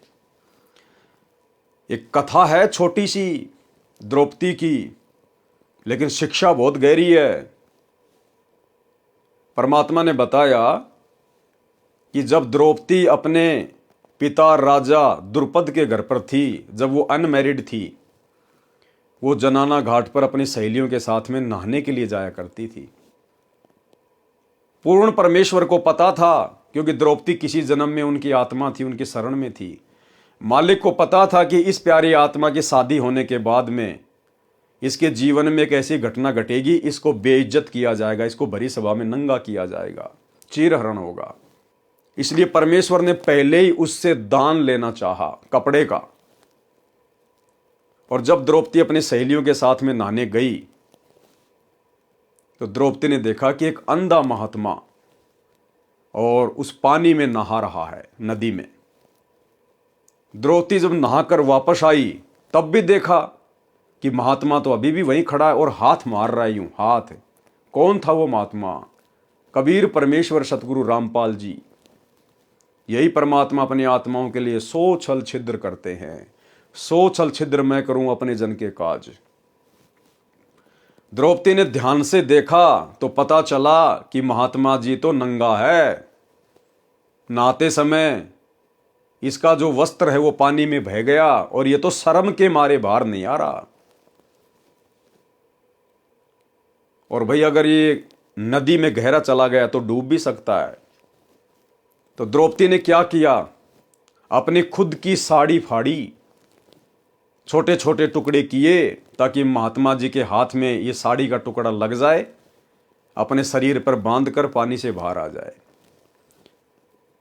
गुरुदेव भगवान ने बताया कि द्रौपदी ने 7-8 टुकड़े अपनी साड़ी से फाड़ फाड़ के और महात्मा को देना चाहा, उस पानी में छोड़ा, लेकिन महात्मा जी के हाथ वो टुकड़े नहीं लगे। वो 7-8 टुकड़े द्रौपदी की साड़ी के अंधे महात्मा के रूप में जो कबीर परमात्मा लीला कर रहे थे उनके हाथ में नहीं लगे। भाई वो तो परमात्मा था, वो तो एक ही टुकड़े को अपने हाथ में पकड़ सकता था। लेकिन जानबूझ के परमात्मा ने आज हम पिछली पीढ़ी वाले भक्तों को दान की महत्वता को समझाने के लिए वो लीला की। 7-8 टुकड़े पानी में बह गए, महात्मा जी के हाथ नहीं लगे। अंत में द्रौपदी ने फिर अपनी साड़ी का एक टुकड़ा पाड़ा और एक लंबी सी एक लकड़ी के सहारे महात्मा जी के हाथ के पास कर दिया। महात्मा जी हाथ मार ही रहे थे, तुरंत कपड़ा पकड़ लिया और अपने गुप्तांग के ऊपर बांधकर और बाहर आ गए और कहा, बेटी जिस प्रकार आज तूने मेरी इज्जत रखी है ऐसे भगवान एक दिन तेरी भी इज्जत रखे। फिर गुरुदेव ने क्या कहा उस सत्संग में, जो मुख्य बात है, मुख्य पॉइंट है कि पुण्यात्माओं, द्रौपदी ने 7-8 टुकड़े अपनी साड़ी के तोड़ तोड़ के, फाड़ फाड़ के महाराज जी को दिए, लेकिन महाराज जी को जो एक टुकड़ा उनके हाथ में लगा, जो एक टुकड़ा साड़ी का महात्मा के हाथ लगा, उस एक टुकड़े के प्रतिफल में और आगे चलकर परमात्मा ने द्रौपदी का चीर बढ़ाया था। केवल एक टुकड़े के प्रतिफल में, वो एक टुकड़ा ही महात्मा जी के हाथ लगा था और उसी दान के प्रतिफल में फिर द्रौपदी का चीर बढ़ाया था, ना कि वो 7-8 टुकड़े जो महात्मा जी के पास से बह गए लेकिन हाथ नहीं आए, उनके प्रतिफल में नहीं। अरे द्रौपदी ने तो 7-8 टुकड़े भी अपनी साड़ी से फाड़ के फेंके थे, वो भी तो दान ही किया था द्रौपदी ने। लेकिन गुरुदेव कह रहे हैं कि वो जो 7-8 टुकड़े जो उस महात्मा के हाथ नहीं लगे, उनका कोई फल नहीं मिला, उस एक टुकड़े के प्रतिफल में उसकी साड़ी बढ़ाई। पहले आप ये सत्संग सुन लीजिए भाई और बहनों, सुनिए। धर्म बिना धापे नहीं ये प्राणी प्रपंच, आस बिरानी क्यों कर रत्न दिया हो तो संच। यदि पहले दान किया तो आज मिलेगा, अन्यथा चाहे सिर पटक ले, चाहे कितने किसी प्रकार की तू अन्य साधना कर ले। हाँ, ये मान लीजिए तेरे भाग्य में नहीं है, पूर्व में दान नहीं कर पाया, तो अब आपको तरीका बताया जा रहा है, ऐसे कीजिए। प्रमाण है कि जैसे द्रौपदी ने उसी जन्म में एक अंधे महात्मा को एक बिल्हाता अर्थात 8-9 इंच का एक कपड़ा लंगोट टाइप, कोपीन टाइप बना कर पाड़ कर दिया था। यानी वैसे तो उसने लगभग सारी साड़ी पाड़ कर डाल दी थी नदी में। अंधा महात्मा था, हाथ नहीं लग गया, वह एक लकड़ी का लपेट कर उसके हाथ का लगा दिया। अर्थात उस इतने के कपड़े का दान का इसी जन्म में भी परमात्मा ने उसको लाभ दे दिया। यानी वैसे तो उसने लगभग सारी साड़ी पाड़ कर डाल दी थी नदी में। अंधा महात्मा था, हाथ नहीं लग गया, वह एक लकड़ी का लपेट कर उसके हाथ का लगा दिया। अर्थात उस इतने के कपड़े का दान का इसी जन्म में भी परमात्मा ने उसको लाभ दे दिया, क्योंकि वो सुपात्र को दान किया गया था। वो परमात्मा कहता है कि जो जन मेरी शरण है ताका हूं मैं दास, गेल गेल ला गया फिरूं जब तक धरती आकाश। तो भाई और बहनों, सत्संग आपने सुन लिया। केवल उस एक साड़ी के टुकड़े के प्रतिफल में ही परमात्मा ने द्रौपदी का चीर बढ़ाया। बाकी जो 7-8 साड़ी के टुकड़े थे जो महात्मा जी के हाथ नहीं लगे, उनके प्रतिफल में नहीं। तो विचार करो, जो भाई बहन इन आश्रमों में जाकर इन कुपात्रों को ज्योति पाठ और दान का पैसा दे रहे हैं, इनको क्या मिलेगा?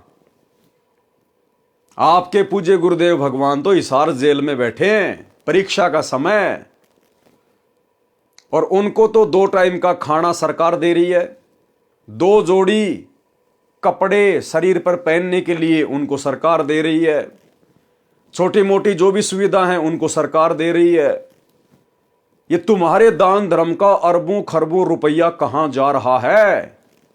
तुम्हारे गुरु के तो तुम्हारा 1 रुपया भी हाथ नहीं लग रहा, क्योंकि तुमने तो इन कुपात्रों को दिया सारा का सारा दान धर्म, अपने गुरु को तो दिया ही नहीं। तुम्हारे गुरु के हाथ तो तुम्हारा दान लगा ही नहीं। अरे तुम्हारा वर्तमान में 2014 बरवाला कांड के बाद से ज्योति पाठ और दान का पैसा तो द्रौपदी के उन साड़ी के टुकड़ों की तरह महात्मा जी के पास से होके गुजर रहे हैं, महात्मा जी के हाथ नहीं लग रहे। तुम्हें क्या मिलेगा? वो सत्संग हमें शिक्षा देता है, जो साड़ी का टुकड़ा महात्मा के हाथ लगा, उसी के प्रतिफल में महात्मा जी ने द्रौपदी का चीर बढ़ाया। तो आप भाई बहनों का वर्तमान में जो दान धर्म है, ज्योति पाठ का पैसा है, 10वें अंश का पैसा है, आप किसके हाथों में दे रहे हो? दान गुरु के हाथ में दिया जाता है या अपने गुरु भाइयों के हाथ में दिया जाता है? दान गुरु के हाथ में देने से सफल होता है या गुरु भाइयों के हाथों में देने से? गुरु बिन माला फेरते, गुरु बिन देते दान, गुरु बिन दोनों निष्फल है, चाहे पूछो वेद पुराण। चलो आपने दे दिया, उसके बाद कम से कम ये तो देखो अब तुम्हारे दान का क्या किया जा रहा है, दुरुपयोग। तुम्हारी आंखों के सामने उसी आश्रम में हॉस्पिटल बनाया जा रहा है, तुम्हारी आंखों के सामने उसी धनाना गांव में 1 करोड़ रुपए का बैडमिंटन का स्टेडियम बना दिया गया, तुम्हारे गुरुदेव की मर्यादाओं की धज्जियां उड़ा दी गई। कौन उड़वा रहा है? तुम लोग। ये दान धर्म का पैसा देके इनको पात्रों को तुम लोग अपने गुरुजी की मर्यादाओं की धज्जियां उड़ा रहे हो। अगर तुम इनको पात्रों का सहयोग ना करो आर्थिक रूप से या शारीरिक रूप से, तो ये बकवाद कहां से करेंगे? गुरुदेव के परिवार को, इन कोऑर्डिनेटरों को बकवाद करने के लिए सहयोग कौन कर रहा है? संगत। राजनीति की जा रही है आप लोगों के सहयोग से। राजनेताओं की रैलियों में कौन जाता है? एक पीले पर्चे का आदेश सुनकर। कोऑर्डिनेटरों के आदेश से राजनीतियों में कौन जाता है? नेताओं की रैलियों में धक्के कौन खाते हैं? आप संगत वाले। आप लोग सहयोग कर रहे हो, आप दोषी बन रहे हो। तो भाई और बहनों, इसलिए ये दास बार बार कहता है कि जितना संघर्ष और प्रयास सतगुरुदेव भगवान हमें अपने धरती पर रहते सहते सतलोक ले चलने के लिए कर रहे हैं, उससे कहीं ज्यादा प्रयास ये काल हम आत्माओं को सतगुरु के रहते सहते सतलोक जाने से रोकने के लिए कर रहा है। और ये 2014 बरवाला कांड के बाद ये परीक्षा चल रही है। वो समर्थ हिसार जेल में बैठ के यही सब कुछ देख रहा है कि कौन किस लायक है, किसने क्या सीखा है। अगर यूं भेड़ चाल में चलना था तो फिर सच्चे गुरु की शरण में आकर तत्व ज्ञान लेने की आवश्यकता क्या थी? अरे ऐसी भेड़ चाल में तो नकली संतों के शिष्य भी नहीं चलते। वो भी सोच समझकर दान धर्म करते कि हमारे दान धर्म का कहां उपयोग हो रहा है। और आप लोगों को तो गुरुदेव ने 4 आंखें दे रखी हैं। 2 तो ये चरम दृष्टि वाली और 2 हृदय की आंखें, आत्मा की आंखें, ज्ञान वाली आंखें, तत्व ज्ञान वाली आंखें। फिर भी आप लोग अंधे बने बैठे हो। भाई परिणाम भोगने पड़ेंगे। गीता अध्याय 17 श्लोक 22 में कहा है कि कुपात्र को दिया दान लाभ के स्थान पर हानि करता है। कबीर परमेश्वर जी ने कहा है कि कबीर गुरु बिन माला फेरते, गुरु बिन देते दान, गुरु बिन दोनों निष्फल है, पूछो वेद पुराण। इंद्रियों को हट करके साधते हैं वह व्यर्थ प्रयत्न है। नाम साधना करने से इंद्रियों पर अपने आप आवश्यक संयम हो जाता है। व्रत करने से आध्यात्मिक कुछ भी लाभ नहीं है। गीता अध्याय 6 श्लोक 16 में कहा है कि हे अर्जुन, ये योग यानी भक्ति न तो बिल्कुल न खाने वाले की यानी व्रत रखने वाले की सफल होती है, और न अधिक खाने वाले की, न अधिक सोने वाले की, न बिल्कुल ना सोने वाले की सफल होती है। सूक्ष्म वेद यानी कबीर परमेश्वर जी की वाणी में कहा है कि गरीबदास जी ने कहा है कि मुझे मेरे सतगुरु कबीर जी ने बताया है कि गरीब प्रथम अंजल संयम राखै, योग युगत सब सतगुरु वाखै। यानी भगत को खाने के ऊपर संयम रखना चाहिए। भगत ने इतना भी नहीं खाना चाहिए कि भक्ति बने ना, नींद आने लग जाए, शरीर टूटने लग जाए, और इतना थोड़ा भी नहीं खाना चाहिए कि बार बार भोजन याद आए, बार बार भोजन याद आए। तो गुरुदेव भगवान कहते प्रथम अंजल संयम राखे। हम भगत भाई बहनों ने, हमें जो भंडारा मिलता है अपने घर पर या कहीं पर भी, हमने संयमित होकर खाना है। भोजन ज़्यादा स्वादिष्ट है या कोई मिठाई वगैरह है या अन्य कोई वस्तु है जिसमें आनंद आ रहा खाने में, तो ये नहीं कि खाए जाओ खाए जाओ खाए जाओ। परमात्मा कहते प्रथम अंजल संयम राखै। आपने संयमित रहना है, संयमित। भक्ति को अधिक महत्व देना है। गरीब प्रथम अंजल संयम राखै, योग युगत सब सतगुरु बाखै। भावार्थ, अन्न तथा जल को सीमित खावें, न अधिक और न कम। ये भक्ति की विधि मेरे सतगुरु बताते हैं। तीनों देवताओं तथा ब्रह्म साधना का फल। यदि आप विष्णु जी की भक्ति करते हो और उसी को कर्ता मानते हो तो आप विष्णु विष्णु का नाम जाप करके विष्णु जी के लोक में चले जाओगे। अपना पुण्य समाप्त करके फिर पृथ्वी पर जन्म पाओगे। एक दिन विष्णु जी की भी मृत्यु होगी। इसलिए श्री विष्णु जी की भक्ति से गीता अध्याय 18 श्लोक 62 तथा अध्याय 15 श्लोक 4 वाली मुक्ति वह सनातन स्थान प्राप्त नहीं हो सकता। कबीर हरि नाम विष्णु का होई, विष्णु विष्णु जपे जो कोई। जो विष्णु को करता बतलावे, कहो जीव कैसे मुक्ति फल पावे। बहुत प्रीति से विष्णु ध्यावे, सो जीव विष्णुपुरी में जावे। विष्णुपुरी में निर्भय नाही, फिर के डार दे भूमाही। जब मरे विष्णु मुरारी, कहाँ रहेंगे विष्णु के पुजारी। ये फल विष्णु भक्ति का भाई, सतगुरु मिले तो मुक्ति पाई। इसी प्रकार ब्रह्मा जी का पुजारी ब्रह्मा जी के लोक में ब्रह्मपुरी में, तथा शिव जी का पुजारी शिव लोक में, तथा ब्रह्म यानी काल का पुजारी ब्रह्म लोक में जाता है। गीता अध्याय 8 श्लोक 16 में स्पष्ट किया है कि ब्रह्म लोक पर्यंत सब लोकों में गए साधक जन्म मरण में रहते हैं, वे पुनः लौटकर पृथ्वी के ऊपर आते हैं। इनसे भी गीता अध्याय 15 श्लोक 4 तथा अध्याय 18 श्लोक 62 वाली मुक्ति नहीं मिली, जहां जाने के पश्चात साधक फिर लौटकर संसार में नहीं आते। सनातन परम धाम तथा परम शांति प्राप्त होगी। परम शांति उसी को प्राप्त होती है जिसका फिर जन्म कभी न हो, सदा युवा बना रहे, कभी मृत्यु न हो। सब सुर यानी देवता तथा ऋषि मुनि उपरोक्त प्रभुओं की पूजा सेवा करते हैं, इसलिए उनको मोक्ष प्राप्त नहीं होता। ध्रुव प्रहलाद ने भी विष्णु की भक्ति की, उनका भी जन्म मरण रहेगा। 4 मुक्तियों की जानकारी बताई है। क्या कह रहे हैं भाई और बहनों? ध्रुव प्रहलाद ने भी विष्णु की भक्ति की, उनका भी जन्म मरण रहेगा। ध्रुव और प्रहलाद, आज गुरुदेव भगवान हमें उन आत्माओं के उदाहरण देते हैं भक्ति मार्ग पर दृढ़ता के लिए। और भाई और बहनों, वो ध्रुव प्रहलाद भी जन्म मरण में रहेंगे, जन्म मरण में। इस पिछली पीढ़ी में उनका भी उद्धार नहीं है, उनका भी मोक्ष नहीं है। इसलिए गुरुदेव भगवान कहते हैं कि तुम कितनी पुण्य आत्माओं हो, तुम्हारी महिमा मैं भी नहीं कर सकता। ब्रह्मा विष्णु महेश भी तुम्हारे नाखून के बराबर नहीं है भक्ति और पुण्य के मामले में। क्योंकि आप और हम भाई बहन, ये सारे दुख, ये सारे जन्म, ये सारे संकट, सारी प्रोसीजर को पार कर चुके हैं। आप और हमारा पूर्ण मोक्ष प्राप्ति वाली लाइन में नंबर है। और यदि इस जन्म को हमने बर्बाद कर दिया, गुरु के रहते सहते यदि हम पार नहीं हो पाए, और पार क्यों नहीं हो पाएंगे? अपनी कमजोरी से नहीं हो पाएंगे। बाकी गुरुदेव ने तो कोई कमजोरी छोड़ी नहीं है, कोई कमी छोड़ी नहीं है। हर प्रकार से परमात्मा ने मोक्ष के प्राइम टाइम में लाके खड़ा कर दिया है। लोहा गर्म है बिल्कुल, सिर्फ चोट मारने की कमी है। तो भाई और बहनों, आप और हम क्या हैं जिस ध्रुव प्रहलाद के दुनिया किस्से कहानियां गाती हैं, जिनकी चर्चा है बच्चे बच्चे की जुबान पर, जिनका नाम है, जिनके इतिहास हैं।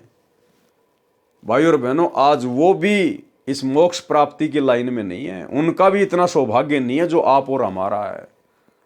उस परमेश्वर के लिए, सतगुरु रामपाल जी भगवान के लिए ध्रुव प्रहलाद भी इतनी प्यारी आत्मा नहीं है जितनी आप और हम हैं। और उसके बावजूद हमें गुरुदेव ने साध संगति से जोड़ दिया, मोक्ष प्राप्ति के ट्रेनिंग सेंटर से जोड़ दिया। अगर इस समय भी हम कोई गलती कर जाएंगे, अपनी कोई कमजोरी दिखा देंगे, तो भाई और बहनों फिर परमेश्वर हमसे कितने नाराज होंगे। और फिर कहते हैं, जानबूझ सांची तजे करे झूठ से ने, जाकी संगत है प्रभु शौपन में भी ना दे। फिर ये परमात्मा लंबे समय तक नहीं संभालेगा, लंबे समय तक। इसलिए गुरुदेव भगवान की इस रजा को हमने समझना होगा। ध्रुव प्रहलाद ने भी विष्णु की भक्ति की, उनका भी जन्म मरण रहेगा। 4 मुक्तियों की जानकारी बताई है। नंबर 1 सामीप्य, नंबर 2 सायुज्य, नंबर 3 सारूप्य, नंबर 4 सालोक्या। ये चारों मुक्तियों को प्राप्त भी जन्म मरण में रहते हैं। और 5वीं मुक्ति है सतलोक वाली मुक्ति, सतलोक वाली मुक्ति। इंद्र का शासनकाल 72 चतुर्युग का होता है। उपरोक्त विवरण 42 से 52 तक का है। उसके पश्चात देवताओं का राजा इंद्र भी मृत्यु को प्राप्त होकर पृथ्वी पर गधे का शरीर धारण करता है। इसलिए परमात्मा आप और हमारी आस्था यहां से हटाना चाहते हैं कि अगर तुम इस पिछली पीढ़ी में रह गए, फिर वो इंद्र तुम ही बनोगे। ब्रह्मा विष्णु महेश की लाइन में काल तुम्हें खड़ा करेगा। 88,000 ऋषि, गोरखनाथ, मच्छंद्रनाथ जैसे ये काल फिर तुम्हें बनाएगा।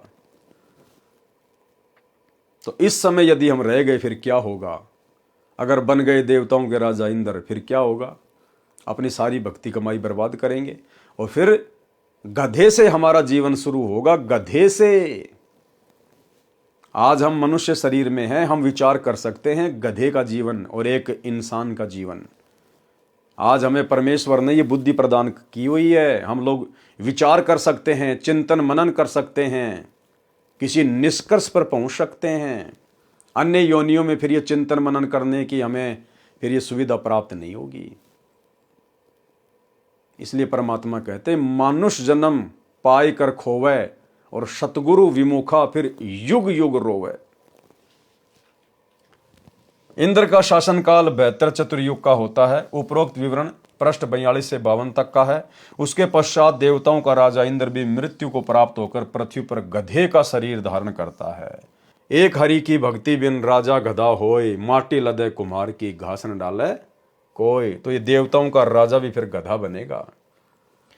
पृष्ठ 53 पर लिखा है अनाम अक्षर के माही, नी अक्षर कोई जानत नाही। भावार्थ, अनाम कहा जाने वाला सार शब्द अक्षर में है, परंतु वह वेदों, गीता, पुराण में लिखे अक्षर ज्ञान में नहीं है, इसलिए नी अक्षर कहा जाता है। भवतारण बोध पृष्ठ 54 पर धर्मदास जी ने कहा कि मैंने सत्य कबीर नाम आपका जाना। आपने कबीर नाम किस लिए रखा? भवतारण बोध 55 पर परमेश्वर कबीर जी ने उत्तर दिया, कबीर दे नहीं और दर्शय देही, रहे सदा जहां पुरुष विदेही। आदि पुरुष नी अक्षर जाना, देई धर्म प्रकट आना। भावार्थ है कि जैसे नी अक्षर कहा है वह अक्षर है परंतु निराला है, वह वेदों, गीता, पुराणों में नहीं है, इसलिए नी अक्षर कहा है। उसी प्रकार मेरी देही यानी शरीर विचित्र है, अन्य किसी देव तथा मानव का नहीं, इसलिए विदेही कहा जाता है। इसी प्रकार कबीर का नाम समझ। 4 युगों में प्रकट होने का वर्णन है। परमात्मा का सतयुग में सत सुकृत नाम रहा है, त्रेता युग में मुनिंदर, द्वापर में करुणामय और कलयुग में कबीर नाम होता है।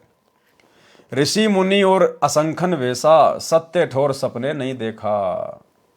ऋषि मुनि तथा अन्य जितने बेसदारी पंथ हैं, किसी ने भी सत्य ठोर यानी सतलोक के दर्शन सौपन में भी नहीं हुए हैं, अर्थात इनको मुक्ति प्राप्त नहीं हुई।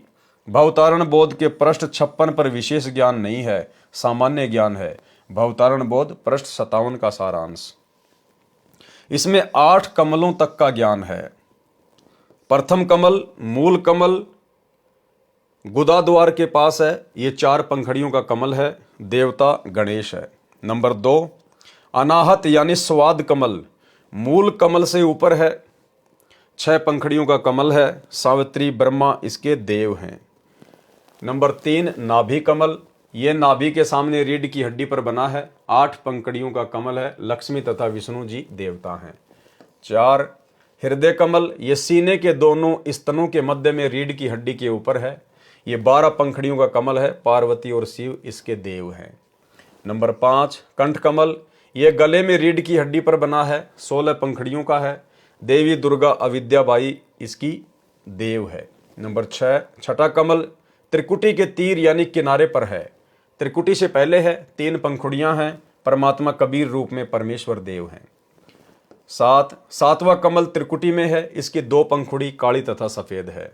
8 अष्टम कमल 8वां कमल ब्रह्मांड के माही यानी सिर के ऊपरी भाग को ब्रह्मांड कहा जाता है, उस 8वें कमल की 1000 पंखुड़ियां, इसका निरंजन काल देव है।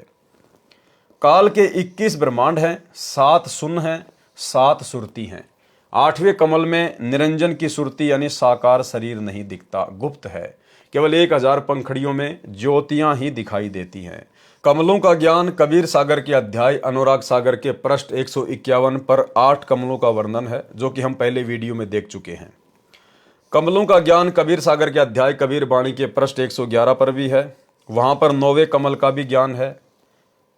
कृपया कमलों का संपूर्ण ज्ञान पढ़ें इसी पुस्तक में, अनुराग सागर के सारांश में पृष्ठ 151 के सारांश में पृष्ठ 152 से 161 तक। भवतारण बोध पृष्ठ 58 पर सामान्य ज्ञान है। भवतरण बोध पृष्ठ 59-60 का सारांश। परमेश्वर कबीर जी ने गीता अध्याय 7 श्लोक 12 से 15 तथा अध्याय 14 श्लोक 5 वाले तीनों गुणों को स्पष्ट किया है। कबीर रज सत तम तीनों गुण जाना, ब्रह्मा विष्णु महेश बखाना। भावार्थ, परमेश्वर कबीर जी ने बताया है कि रजगुण ब्रह्मा है, सतगुण विष्णु तथा तमगुण महेश है। यही प्रमाण मार्कंडे पुराण गीता प्रेस गोरखपुर से प्रकाशित केवल हिंदी सचित्र मोटा टाइप के पेज नंबर 123 पर है। लिखा है कि ब्रह्म काल निरंजन की 3 प्रधान शक्तियां हैं, ब्रह्मा विष्णु महेश। ये ही 3 देवता हैं, ये ही तीनों गुण हैं। देवी पुराण श्री वेंकटेश्वर प्रेस मुंबई से प्रकाशित संस्कृत हिंदी सहित के 3रे स्कंद में 5वें अध्याय के 8वें श्लोक में कहा है, श्री शिवजी ने कहा कि हे मात, यदि आप हम पर दयावान हैं तो मुझे तमगुण, ब्रह्मा को रजगुण तथा विष्णु को सतगुण क्यों बनाया। विचार करें पाठक जन, जो ज्ञान पुराणों गीता वेदों में अंकित है, जिसको धर्म गुरु ब्राह्मण नहीं जान सके, उस ज्ञान को काशी वाला जुलाहा कबीर जी जानते हैं। जिनको वे ब्राह्मण अशिक्षित तथा अज्ञानी कहते थे, तो अब कबीर जी को आप क्या कहेंगे।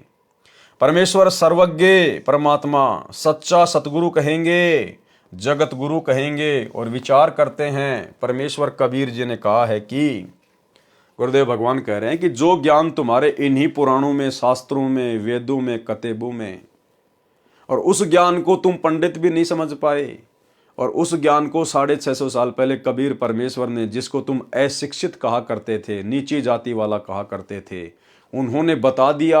आज ये सारे शास्त्र उनके ज्ञान का समर्थन कर रहे हैं। तो आप कबीर जी को क्या कहोगे। परमेश्वर सर्वज्ञ परमात्मा, और क्या कहोगे, सच्चा सतगुरु कहेंगे, और क्या कहेंगे, जगत गुरु कहेंगे। तो आज सच्चे सतगुरु की भूमिका कौन कर रहे हैं, सतगुरु रामपाल जी।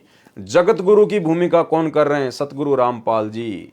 क्योंकि जगत गुरु कबीर परमेश्वर के अलावा धरती पर दूसरा कोई हो ही नहीं सकता। जाति हमारी जगत गुरु, परमेश्वर है पंथ, गरीबदास लिखित पढ़े मेरा नाम निरंजन कंत। सच्चे सतगुरु की भूमिका, जगत गुरु की भूमिका, तत्वदर्शी संत की भूमिका केवल कबीर परमेश्वर स्वयं ही करते हैं, अन्य कोई नहीं कर सकता। तो आज धरती पर सतगुरु रामपाल जी स्वयं ही जगत गुरु हैं, सतगुरु हैं, तत्वदर्शी संत हैं, यानी स्वयं ही कबीर परमात्मा हैं। 3 देव की जो करते भक्ति, उनकी कभू ना होवे मुक्ति। भावार्थ, परमेश्वर कबीर जी ने कहा है कि जो साधक भूलवश तीनों देवताओं रजगुण ब्रह्मा, सतगुण विष्णु, तमगुण शिव की भक्ति करते हैं, उनकी कभी मुक्ति नहीं हो सकती। यही प्रमाण श्रीमद् भागवत गीता अध्याय 7 श्लोक 12 से 15 तथा 20 से 23 में भी है। कहा है कि साधकों ने त्रिगुण यानी तीनों देवताओं रजगुण ब्रह्मा, सतगुण विष्णु तथा तमगुण शिव को कर्ता मानकर उनकी भक्ति करते हैं। अन्य किसी की बात सुनने को तैयार नहीं है। जिनका ज्ञान हरा जा चुका है, यानी जिनकी अटूट आस्था इन्हीं तीनों देवताओं पर लगी है, वे राक्षस स्वभाव को धारण किए हुए मनुष्यों में नीच, दूषित कर्म, बुरे कर्म करने वाले मूर्ख हैं। गीता ज्ञानदाता ने कहा है कि वे मेरी यानी काल ब्रह्म यानी ज्योति निरंजन की भक्ति भी नहीं करते। उन देवताओं को मैंने कुछ शक्ति दे रखी है, परंतु इनकी पूजा करने वाले अल्प बुद्धियों, अज्ञानियों की ये पूजा क्षणिक सुख देती है। स्वर्ग लोक को प्राप्त करके शीघ्र जन्म मरण के चक्कर में गिर जाते हैं। पृष्ठ 59 की वाणियों में स्पष्ट किया है कि भक्ति उसी की सफल होती है जो काल के लोक में भोले व्यक्ति कुल मर्यादा का बंधन बनाकर रहते हैं। उस लोकलाज यानी कुल मर्यादा से ऊपर उठकर भक्ति करता है। भक्ति करनी चाहिए। स्पष्ट कर दिया गुरुदेव भगवान ने कि लोकलाज में जब तक आप फंसे रहोगे, आप कभी भक्ति सफल कर ही नहीं सकते। क्योंकि भाई और बहनों, सबसे ज्यादा मर्यादा टूटती है लोकलाज के कारण, और ये लोकलाज इस काल के द्वारा फैलाया गया इतना भयंकर जाल है। गुरुदेव भगवान ने बताया कि स्वयं ये विष्णु जब रामचंद्र रूप में आया तो ये भी लोकलाज से बच नहीं पाया। लोकलाज के कारण ही उसने सीता की अग्नि परीक्षा ली कि अयोध्यावासी क्या कहेंगे। लोकलाज के कारण ही एक धोबी के कहने से सीता जी को जंगल में निकाला। तो ये लोकलाज तो श्री विष्णु भी नहीं त्याग पाया। इसलिए लोकलाज सबसे बड़ा रोग है। लोकलाज में आके हम दबाव में आ जाते हैं, शर्मा शर्मी में भक्ति छोड़ देते हैं किसी का हम लोग भय मान लेते हैं।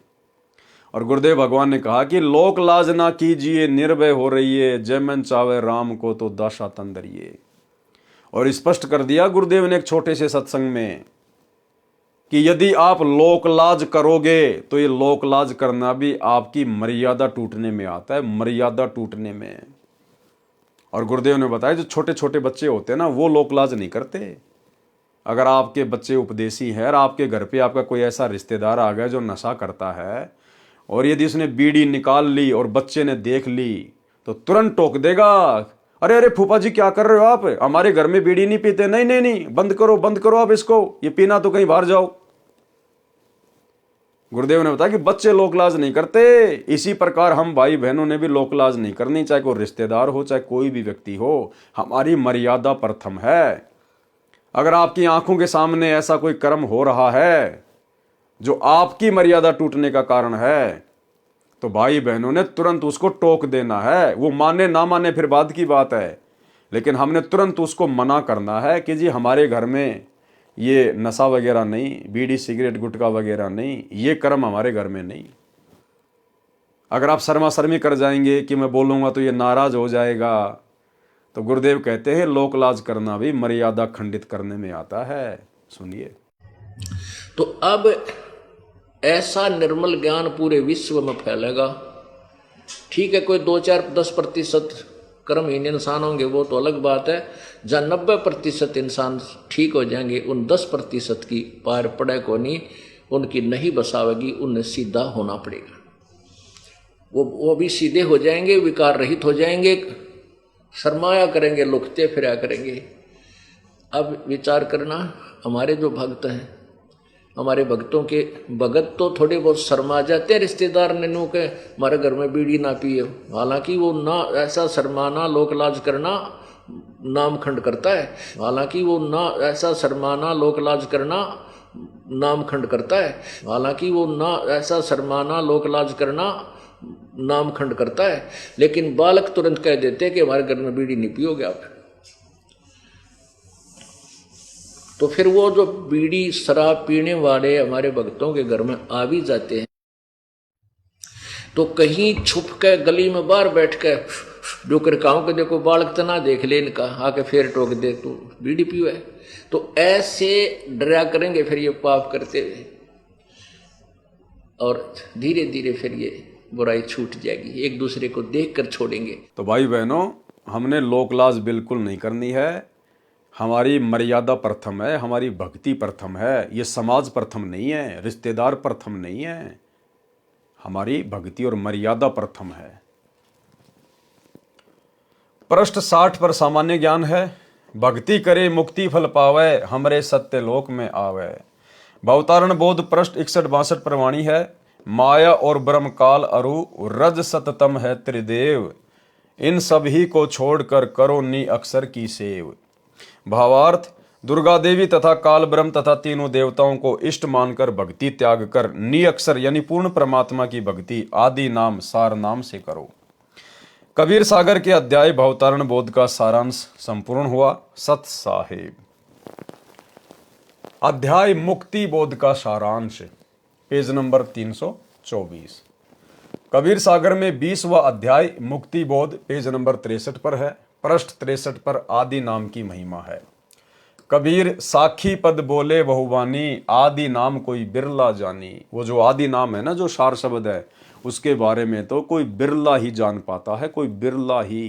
क्योंकि सब अपने गुरु को नहीं पहचान पाते, सभी अपने गुरु को परमात्मा के रूप में नहीं लेते, सभी अपने गुरु को अपना इष्ट नहीं मान पाते।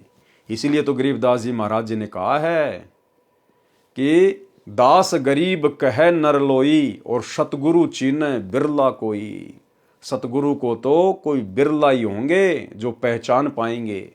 जिस प्रकार से आज गुरुदेव के विशेष आशीर्वाद से हम सत्सेवक भाई बहनों ने सतगुरु को पहचान लिया है, सार शब्द को पहचान लिया, अपने मालिक को पहचान लिया है, और हम उनके साथ में वही व्यवहार, वही आध्यात्मिक क्रियाएं कर रहे हैं जो क्रिया परमेश्वर के साथ की जाती है। इसलिए भाई और बहनों, यहाँ कहा जा रहा है, कबीर साखी पद बोले बहुवानी, आदि नाम कोई बिरला जानी।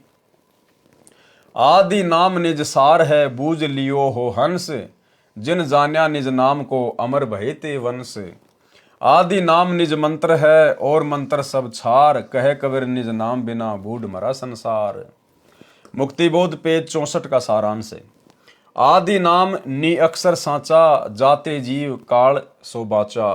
नी अक्षर धुन जहां होई, ताही जपे नर बिरला होई। जाके बल आवे संसारा, ताही जपे नर हो भव पारा। गुप्त नाम गुरु बिन नहीं पावे, पूरा गुरु हो सोई लखावे। सार मंत्र लखे जो कोई, विष दर मंडवा निर्मल होई। आदि नाम मुक्तामणि सांचा, जो सुमरे जीव सबसों बाचा। आदि नाम निज सार है भाई, जम राजा ते ही निकट न आई। जब लग गुप्त जाप नहीं जाने, तब लग काल हटा नहीं माने। गुप्त जाप धवनी जहाँ होई, जो जन जाने बिरला कोई। मूल मंत्र जेहि पुरुष के पासा, सोई जन को खोज ले दाशा। सार मंत्र मूल है ओ सब शाखा, कहे कबीर मैं निज के भाखा। लिखो न जाए कहो न पारा, है अक्षर में जो पावे निर्वारा। लिखो न जाए लिखा में नाही, गुरु बिन भेंट न होवे ताही। ये सार शब्द के विषय में बताया जा रहा है कि सार शब्द का जाप कैसे किया जाता है, सार शब्द को कौन जप सकता है, सार शब्द को कौन दान कर सकता है।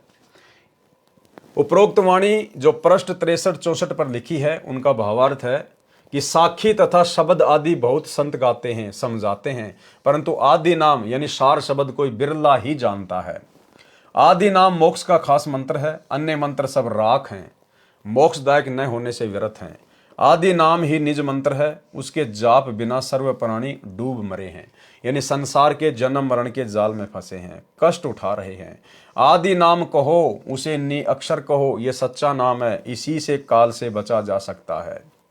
अब क्या कह रहे हैं परमात्मा, नी अक्षर यानी सार शब्द के जाप से सुमरण करते समय जो अंदर आवाज होती है, यानी जब सार शब्द का सुमरण किया जाता है तो गुरुदेव कह रहे कि अंदर एक ध्वनि होती है, एक आवाज होती है।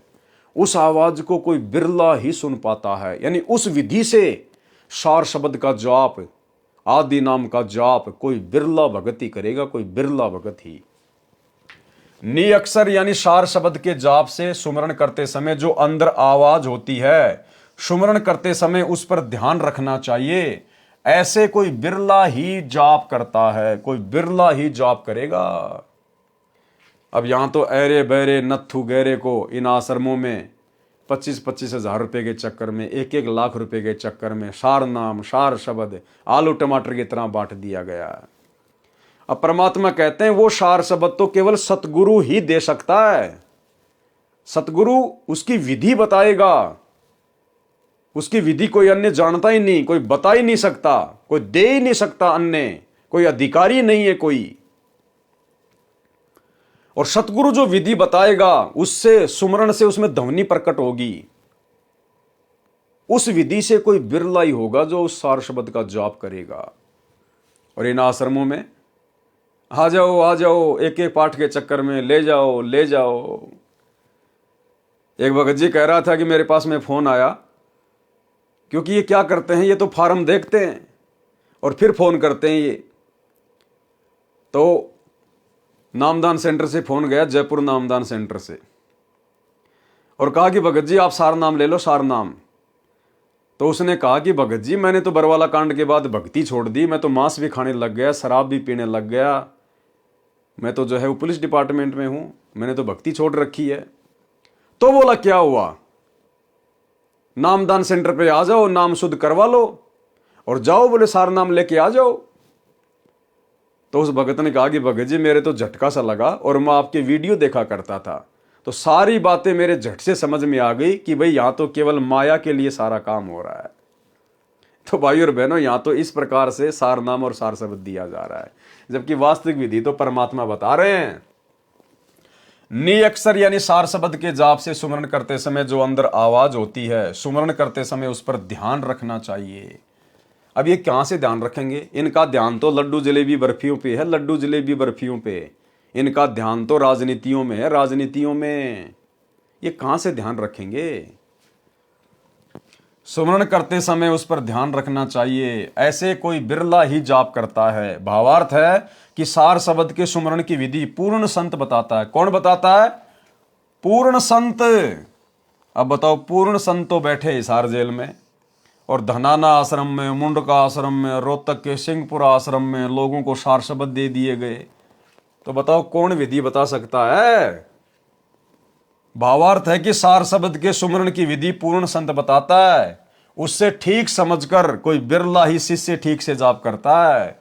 उसको लेने के बाद भी कोई बिरला ही भगत होगा जो ठीक से उसको जाप करेगा। जब तक गुप्त जाप का ज्ञान नहीं होगा तब तक काल दूर नहीं जाएगा। अब वो गुप्त जाप की विधि भाई सतगुरु बताएगा, दूसरा नहीं बता सकता। हे भगत, जिस संत के पास सार शब्द के जाप की गुप्त विधि है उसको खोज लो। लिखो न जाए लिखा में नाही, गुरु बिन भेंट न होवे ताही। लिखो न जाए कहे को पारा, है अक्षर में जो पावे निर्बारा। अब बताओ इन्होंने क्या सार शब्द दिया होगा भक्तों को? ना वो लिखा जाए ना वो बोला जाए, तो इन्होंने क्या दिया होगा? भावार्थ, जो गुप्त जाप है उसके सुमरण की विधि लिखी नहीं जा सकती। न मैंने लिखी है, यानी न ग्रंथ में लिखाई है। जाप की विधि सबके सामने नहीं कही जा सकती। उसको पूर्ण गुरु ही निखार कर यानी निर्णायक तरीके से बता सकता है। कौन बता सकता है सार शब्द के जाप की विधि? उसको पूर्ण गुरु ही निखार कर यानी निर्णायक तरीके से बता सकता है। तो भाई इन सतलोक आश्रमों में जो सार नाम सार शब्द दिया जा रहा है उसको तो भाई आपके गुरु भाई बहन ही बता रहे हैं। गुरु भाई बहन ही आपके गुरु बने हुए हैं। उसके बिना कोई बता नहीं सकता। गुरु के बिना कोई बता नहीं सकता। देखो साफ साफ कह रहे परमात्मा। क्या कह रहे हैं? उसको पूर्ण गुरु ही निखार कर यानी निर्णायक तरीके से बता सकता है। उसके बिना कोई बता नहीं सकता। तो बताओ, हमारे गुरुदेव तो हिसार जेल में बैठे हैं, फिर इन आश्रमों में सार शब्द के गुप्त जाप की विधि कौन बता रहा है? यहां तो कह रहे हैं कि उस पूर्ण गुरु के अलावा कोई बता ही नहीं सकता। तो ये भगत भाई जो इन आश्रमों में सार शब्द दे रहे हैं, क्या वो हमारे वो गुरु हैं क्या? इसलिए दास कह रहा है कि ये फर्जी है, फर्जी। ये परीक्षा चल रही है, परीक्षा। परमात्मा यही सब कुछ तो देखने के लिए आप और हमसे दूर हुआ है कि इन्होंने मेरे को समझा क्या है, भक्ति को समझा क्या है इन्होंने।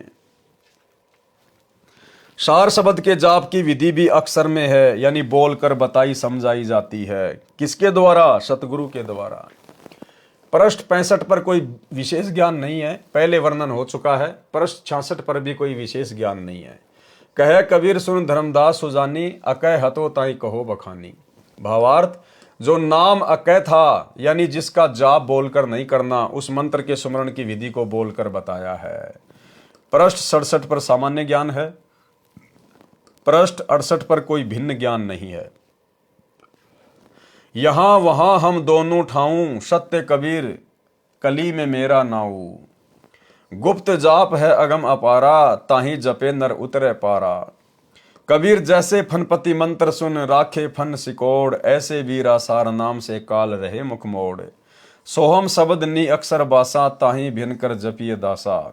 साखी, जो जन है जोहरी, लेगा शब्द बिलगाए। सोहम सोहम जप मरे, मिथ्या जन्म गवाए। भावार्थ, परमेश्वर कबीर जी ने स्पष्ट किया है कि मैं दोनों स्थानों पर हूं। यहां पृथ्वी पर सतगुरु रूप में तथा सतलोक में सत्य पुरुष रूप में। क्या कहा कबीर परमेश्वर ने? कि मैं दोनों जगहों पर हूं। नीचे पृथ्वी पर सतगुरु रूप में और ऊपर सतलोक में सत्य पुरुष रूप में। तो भाई नीचे पृथ्वी पर वर्तमान में सतगुरु रूप में कौन है? कौन है? सतगुरु रामपाल जी। तो कौन हुए सतगुरु रामपाल जी? स्वयं सत्य पुरुष, स्वयं कबीर परमात्मा। परमेश्वर कबीर जी ने स्पष्ट किया है कि मैं दोनों स्थानों पर हूं। यहां पृथ्वी पर सतगुरु रूप में तथा सतलोक में सत्य पुरुष रूप में। कलयुग में मेरा नाम सत्य कबीर नाम चलेगा। गुप्त नाम का जाप किया जाता है जिसकी शक्ति अपार है।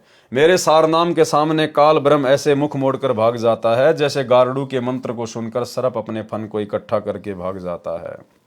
सोहम शब्द का योग सार नाम के साथ है। उसका जाप भिन्न भिन्न करके किया जाता है।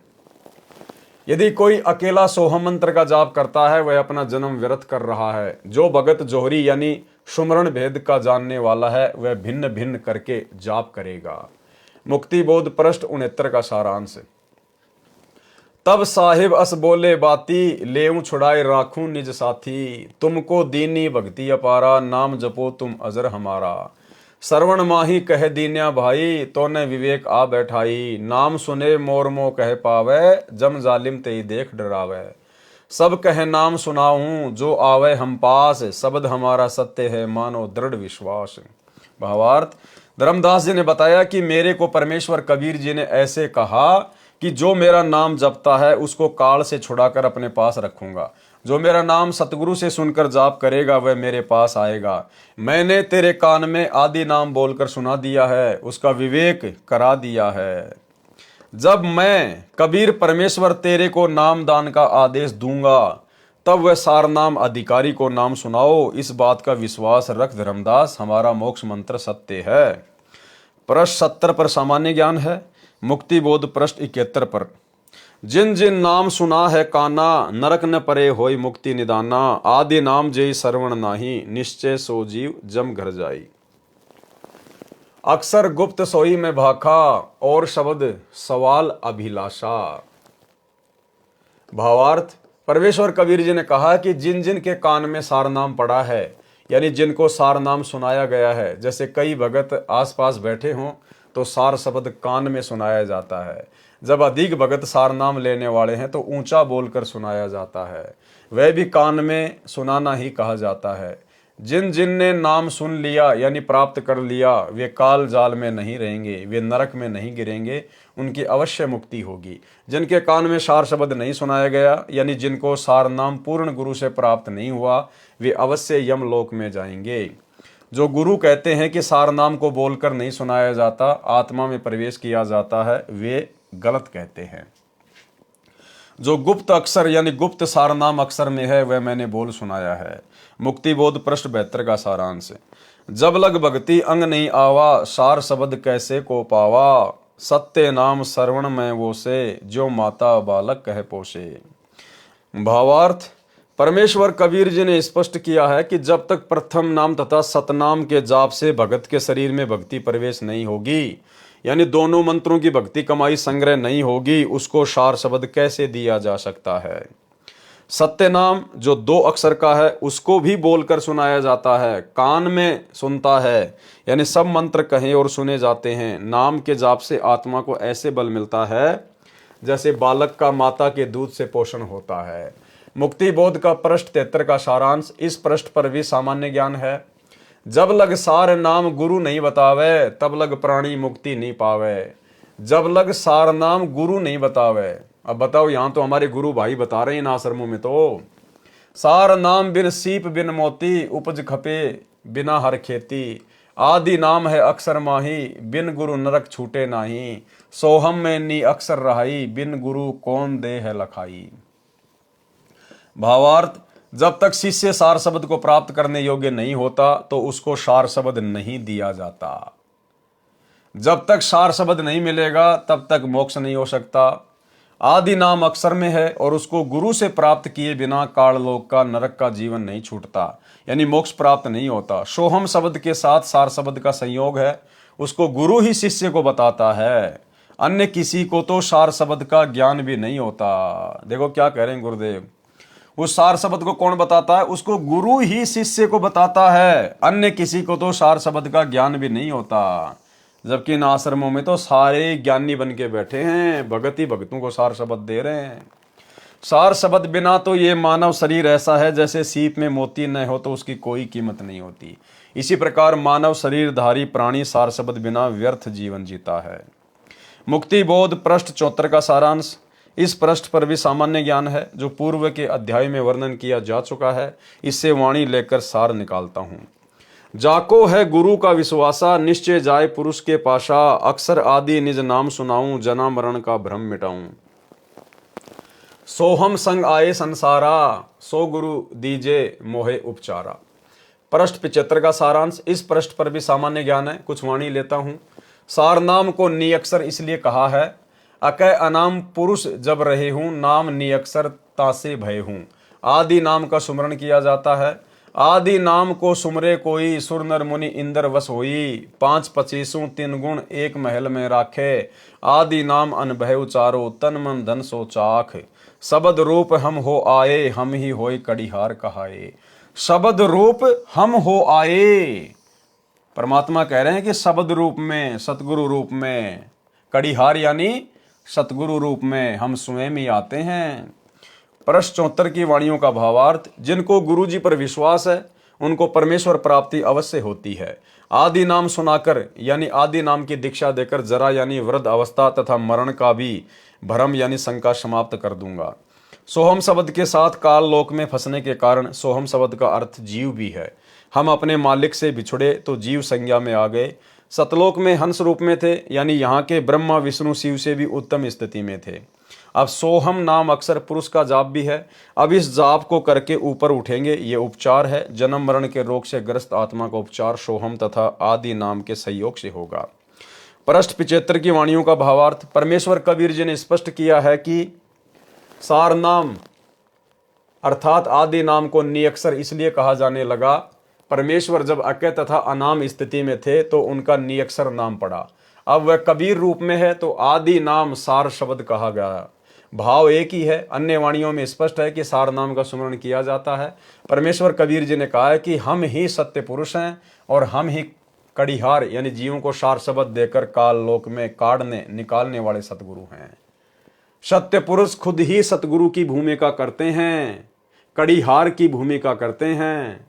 कड़िहार कौन होता है? जीव आत्माओं को यहां से काढ़ने वाला। काढ़ना राजस्थान और हरियाणा में कहते हैं निकालना, काढ़ लोक से आत्माओं को काढ़ना, निकालना। तो सतगुरु स्वयं ही सत्य पुरुष होता है। परमेश्वर कबीर जी ने कहा है कि हम ही सतगुरु हैं और हम ही कड़िहार यानी जीवों को सार शब्द देकर काढ़ लोक से काढ़ने यानी निकालने वाले सतगुरु हैं। मुक्ति बोध अध्याय के प्रश्न 76 से 80 तक सामान्य ज्ञान है तथा पहले के अध्याय में वर्णन हो चुका है। कबीर सागर के अध्याय मुक्ति बोध का सारांश संपूर्ण हुआ। सत्य साहेब। तो भाई और बहनों, आज की वीडियो में हम केवल इतना ही लेंगे। परमेश्वर की रजा से, उनकी दया से धीरे धीरे हम लोग आगे बढ़ेंगे और कहीं कहीं परमात्मा आप और हम सत्सेवक भाई बहनों के विश्वास के लिए बहुत ही गहरी और गूढ़ बातें लिख देते हैं और बाकी जो हमारे जगत वाले भाई बहन हैं, परमेश्वर उनके मतलब की भी बीच बीच में सारी बातें लिख रहे हैं। तो हम भाई बहन यदि गुरुदेव भगवान के कर कमल से लिखित इन पुस्तकों को पढ़ेंगे, सुनेंगे, तो भी हम ढेर सारे पुण्य के भागी बनते हैं। क्योंकि गुरुदेव भगवान ने जो लिखा हुआ है हमने उसको छोड़ना नहीं है, हमने कंप्लीट इसको पढ़ना है, इसको हमने कंप्लीट ही लेकर चलना है। क्योंकि परमात्मा ने लिखा है तो ज़रूर वो विशेष है, भले हमें समझ में ना आए, भले वर्तमान में हमारे मतलब की उसमें कोई बातें ना हो, लेकिन गुरुदेव ने लिखा है तो हमने उसको पढ़ना भी होगा। अन्यथा गुरुदेव ने कोई फालतू में थोड़ा ना लिखा है। तो भाई और बहनों, आज के वीडियो में केवल इतना ही। कल रात्रि 8 बजे सभी भाई बहन फिर से लाइव जुड़िए। तब तक गुरुदेव भगवान हम सबको आज्ञा दें, इजाज़त दें, आशीर्वाद दें। बंदी छोड़ सतगुरु रामपाल जी भगवान की जय हो।